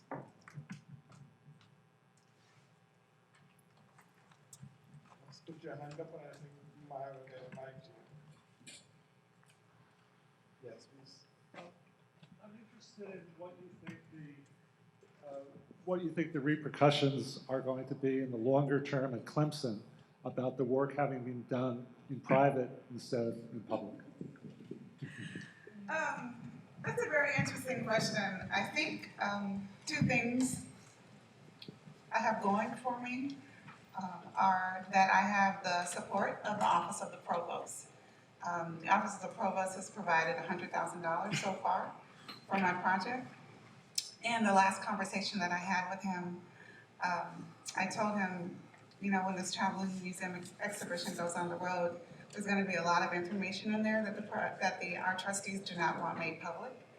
And I said, I just need you to know that, because that's what you're funding. You're actually funding the narrative that the trustees don't want shared. And he's like, this is based on scholarship, right? I said, yes. People can follow my trail. They will have access to all the primary documents that we've used. And he just said, okay. The second thing is that I also have the support of a very influential African-American alum at Clemson. He's the first PhD to graduate 1972, Dr. James Bostic.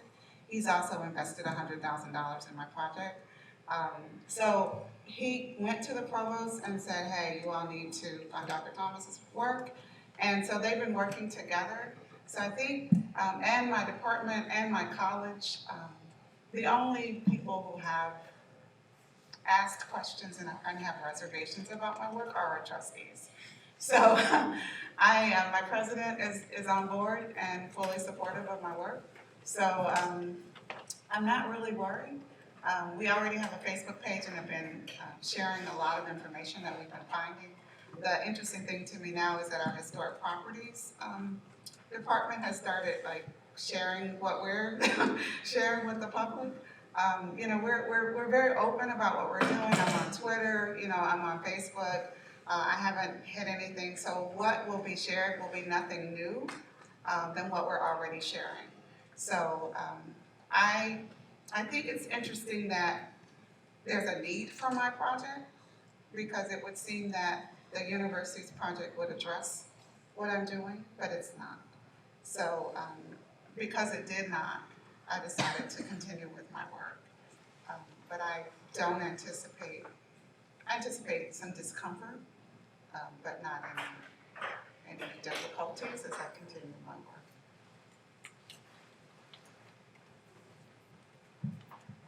Thank you.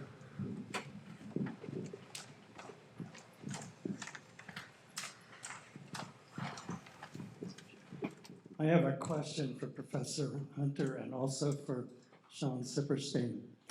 Years ago, Brown University had a relationship with Tougaloo.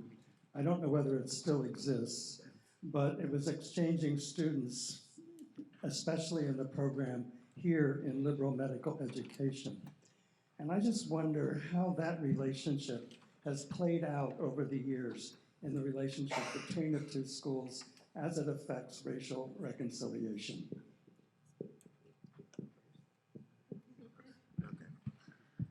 Hello. That relationship does continue to exist, and it does provide some context for students to engage in this um, intellectual uh, exchange where they are able to, at least for our students, able to come to Brown University and engage in research that they would not have necessarily otherwise done while at Tougaloo College.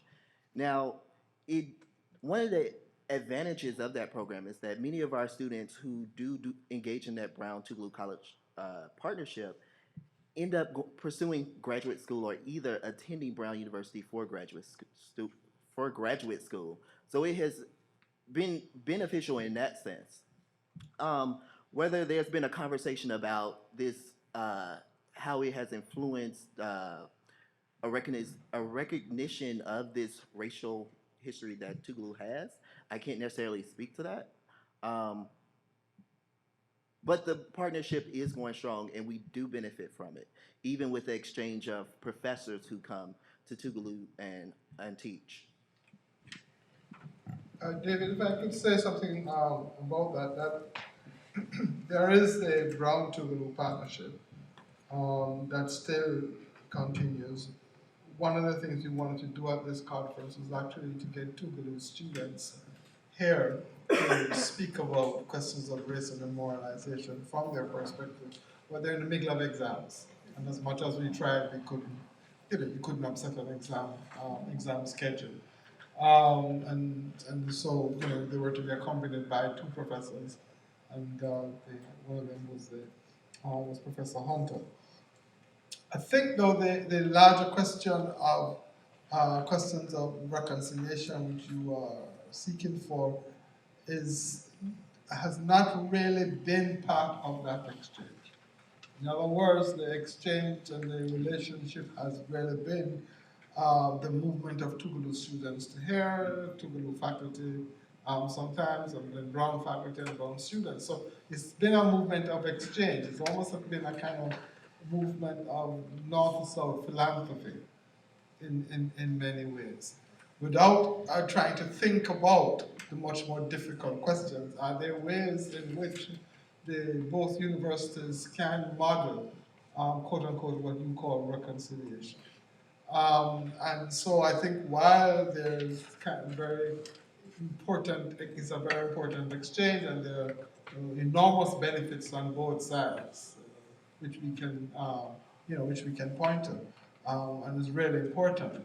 The business of reconciliation is trying to think about how does an elite university like Brown, working with Tougaloo, model a certain kind of relationship that we may want to think about as forms of reconciliation. That has not been on the agenda. And this is not a criticism. And you asked a question, and I think it's important to just be open and frank about where it is at. I guess just two things to add to that, because I did kind of allude to something about Tougaloo earlier.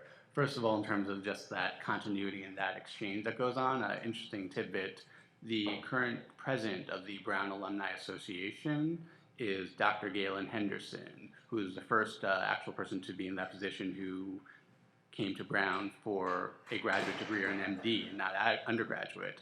And he did his undergraduate at Tougaloo College. So that's one thing. Also, in terms of the continuity of that exchange, and I allude to the role it played.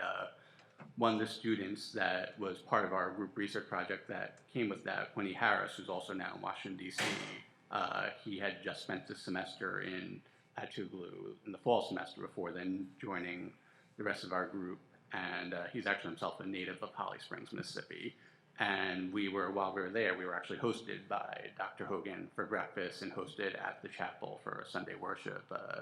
And also engaged with, I kind of mentioned there was a model of the previous year, a website had been done by a group of students led by Professor Campbell and Professor Susan Smulian, looking into the establishment of that partnership and the fact that it was kind of geared towards that exchange and was actually felt in its early days threatened in terms of some of the funders and others, and some potential evidence of some ties to the CIA by Tougaloo's status as a haven for civil rights and as taking active role, including under the then white minister who was in charge and had gone and supported the sit-ins. And there was some interesting, troubling history there that was then excavated on that website that then kind of, inspired us going forward. So just to put that out there.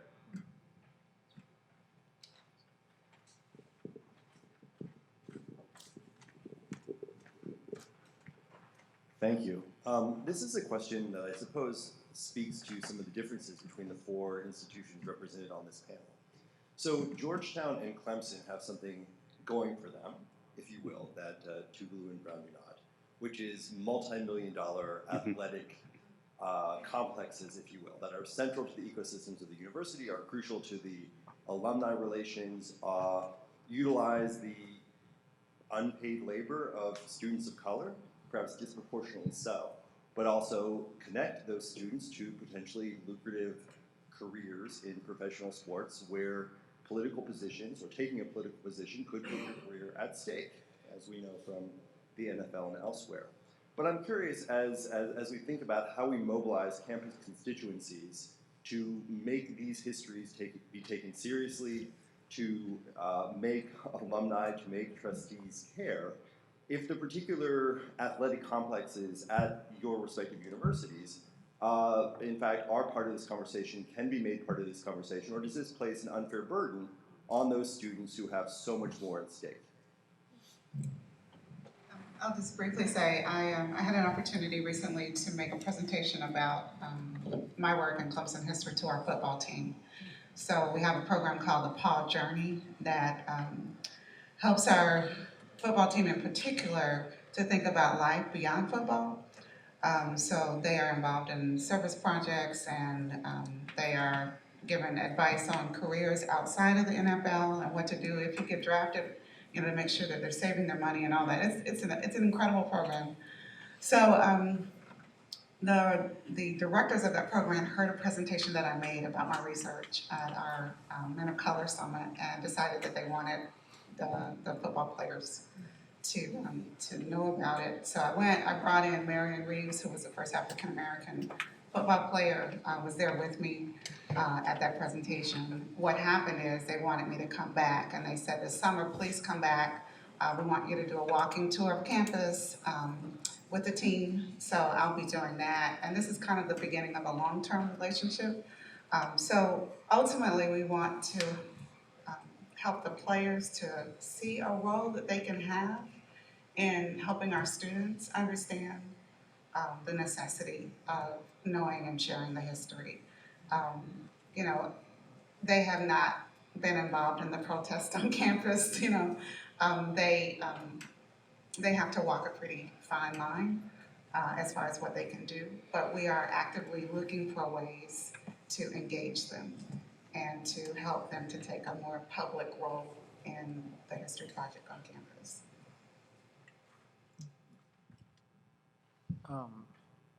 Georgetown has a basketball team that used to be high profile, and not so much anymore. Although Patrick Ewing is now our coach, who is a large presence on campus.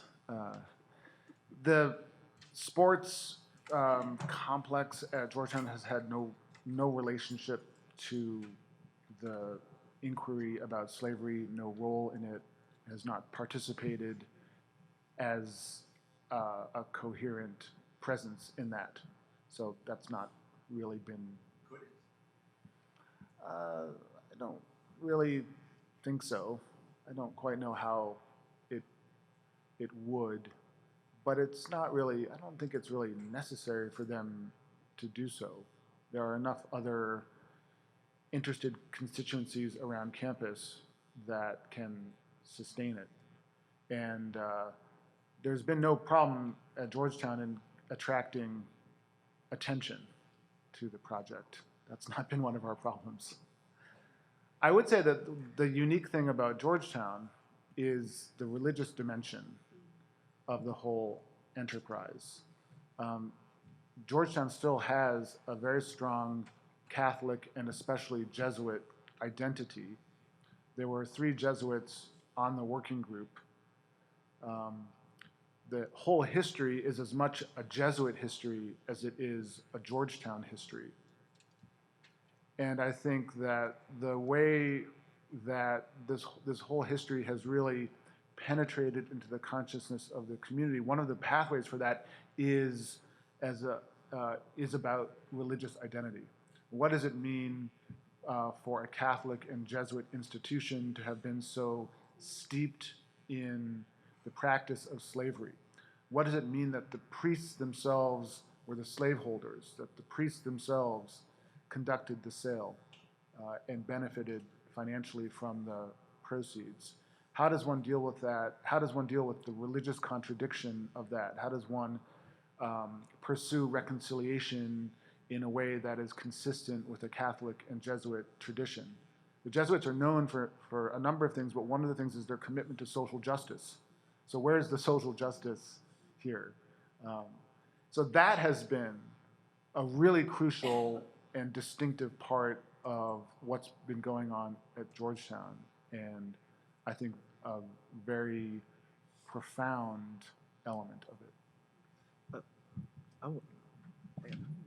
So I think it's a really interesting question, and to challenge you, I'm wondering if, because there's still this central conversation, if you're engaged in this conversation about the slavery history, that past, then having this conversation about modern day forms of slavery, if we look at this athletic team as the athletic institution within the university, it's making money off the performance of individuals. So we're essentially engaged in that same conversation, and I think that's what you were trying to get at.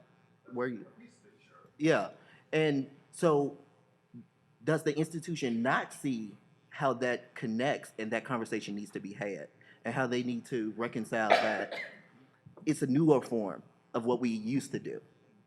Right, okay, yes, absolutely, you're absolutely right about that. And I think that one of the,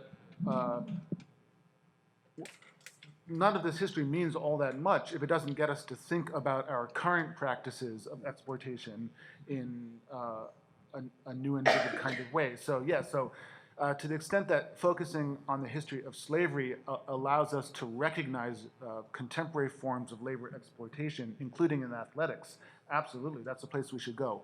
What I thought the question was about athletes taking up the burden of pushing for an institutional response to this. I don't think that the athletes at Georgetown have any special responsibility to take this upon themselves. And I wouldn't want to put, they already have so many burdens placed on them. I don't want to put another extra political burden on them that they shouldn't carry by themselves. But it's not just about athletics. I mean, for instance, some of our institutions like Georgetown have campuses overseas. We have a campus in Qatar, for instance. There are questions about labor practices there that might resemble slavery. There's a big debate going on about graduate student workers and a living wage for staff on campus.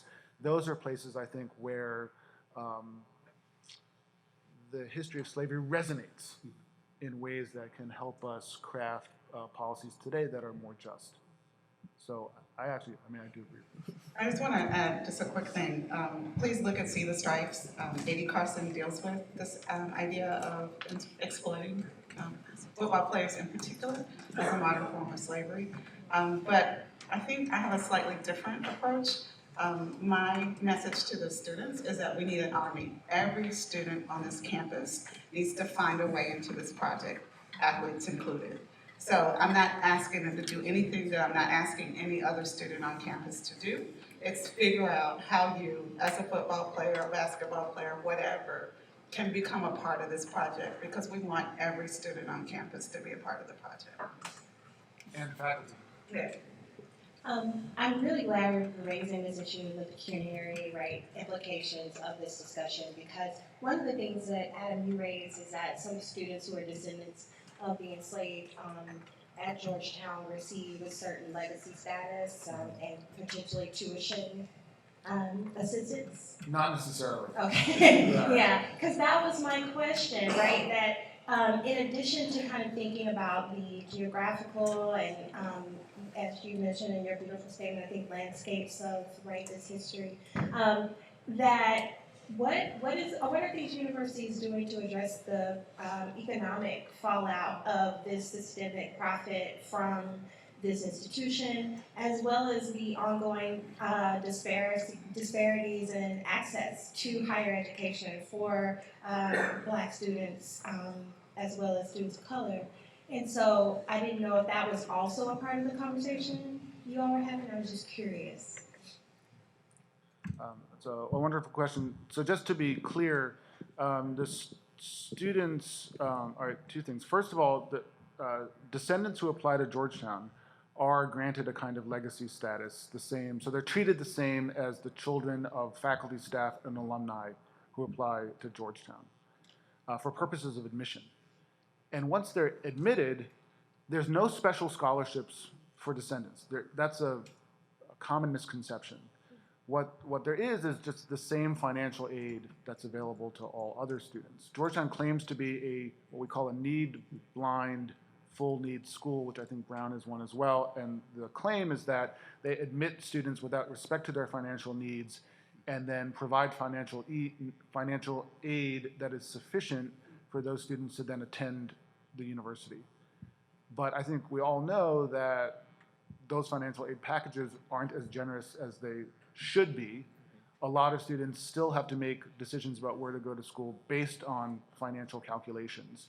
And those financial aid packages are often a mix of loans and work study and outright grants, like depending on the financial situation of the student's family. And one of the things that many descendants have pressed Georgetown on is that they believe there ought to be special dedicated scholarships for descendants, that they should have that support. So but that's only one part of it. There's also the question, and I think thinking through this legacy status leads you to these places. Well, how many people are really going to be eligible to apply to Georgetown? How many descendants in high school today are going to have the academic profile that will allow them to thrive at Georgetown? Maybe some, we have some coming in, but probably a lot do not have those qualifications. So what happens to them? What about those students who are eminently qualified, but don't want to have anything to do with Georgetown?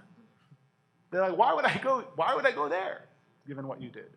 So those are all, I think, very real considerations that flow out of thinking more carefully about this kind of legacy status. So one thing I would certainly like to see, and a lot of people would like to see, is for schools like Georgetown, and let's just take Georgetown to work with other Catholic and Jesuit schools to expand educational opportunity for low-income students and African-American students in particular, so that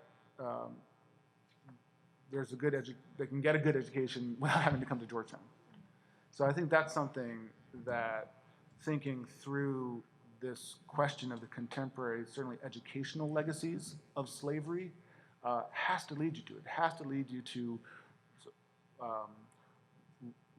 robust forms of expanding educational opportunity. If I could just tell one story, one thing that's really remarkable about this GU 272 community is their faith, but also their commitment to education.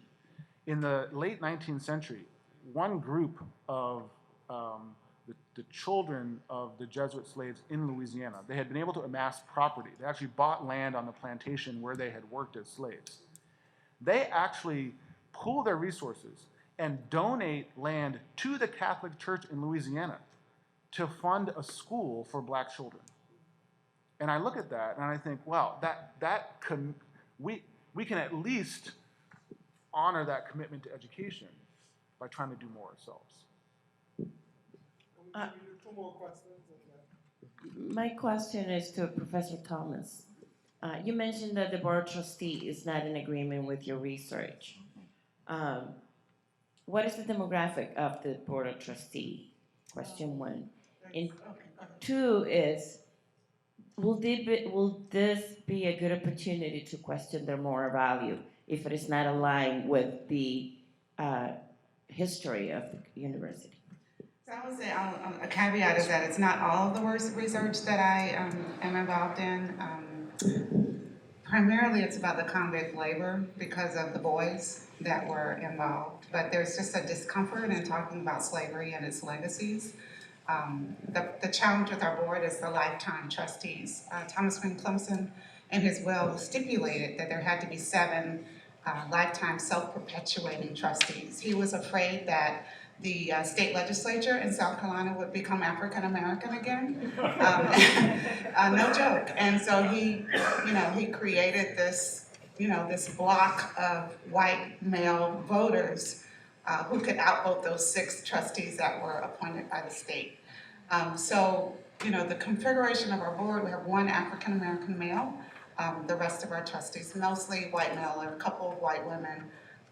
So it's really kind of that voting block of 7 lifetime trustees. They really do perpetuate themselves.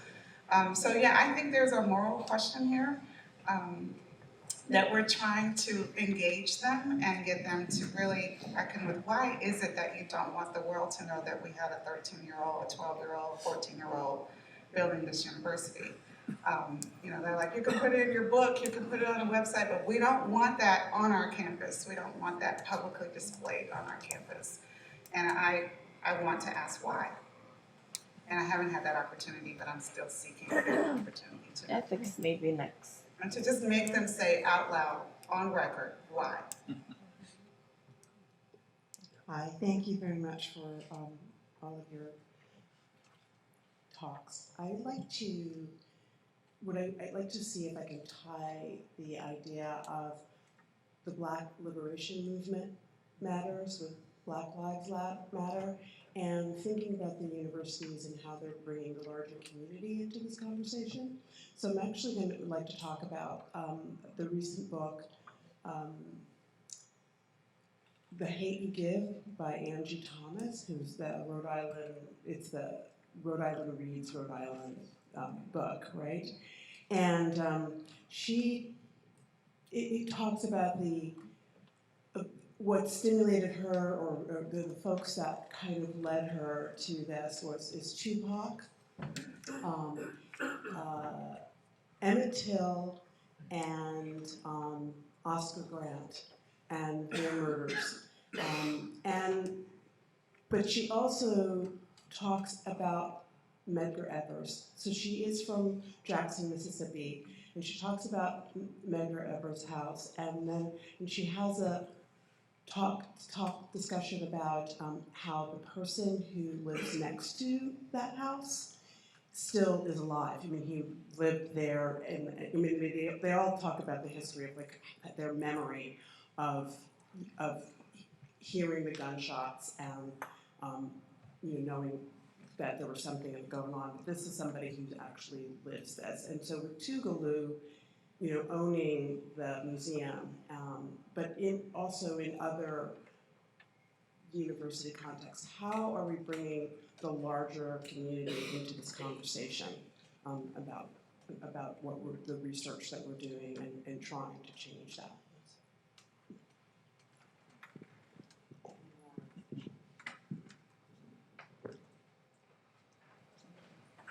I'll just briefly say, I have community partners with my own research.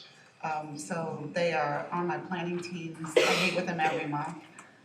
When the implementation team hired our own consultant, I was very insistent that with the focus groups that we included people from the community. So with the plan that the team came up with, we actually solicited input from the community.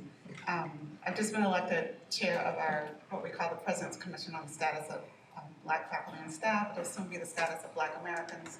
I will be expanding the work of that commission to bring in more collaborations and contact with the community to ensure that Clemson really fulfills its land-grant mission, to provide resources for the community, but also to engage with them and invite them to participate in what happens on this public institution's grounds.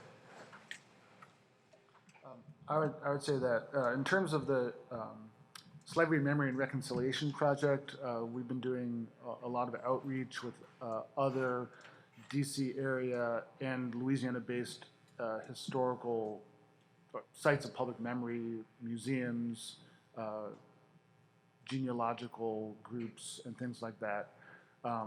But at the same time as the historical work is going on, Georgetown is also, there's another working group on racial justice, which is more focused on contemporary issues of racial inequality and racism.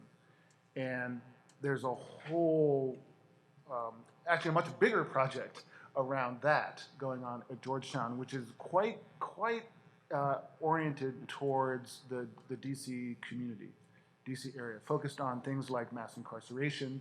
There's a prison reform project at Georgetown that's been working with jails in DC. Health disparities, so working with hospitals and community health organizations. So those are two examples that spring to mind. And I think there's a kind of figurative relationship between the historical work and the contemporary work that, to a certain extent, the contemporary work is inspired by this history, but they are, I think, organizationally distinct. I'm gonna have to try to wrap it up though, because we're about 5 minutes over. So I want to also thank the four panelists, please.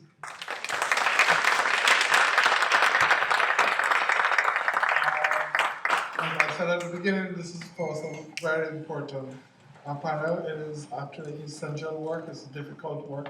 The last question posed really pushes us to think about the work outside of the university. What we call not community outreach, because we're not outreaching to anybody to lift them up, but what we like to call community engagement, right? And trying to form ways of developing equal relations and dialogue between ourselves and the communities that we live in.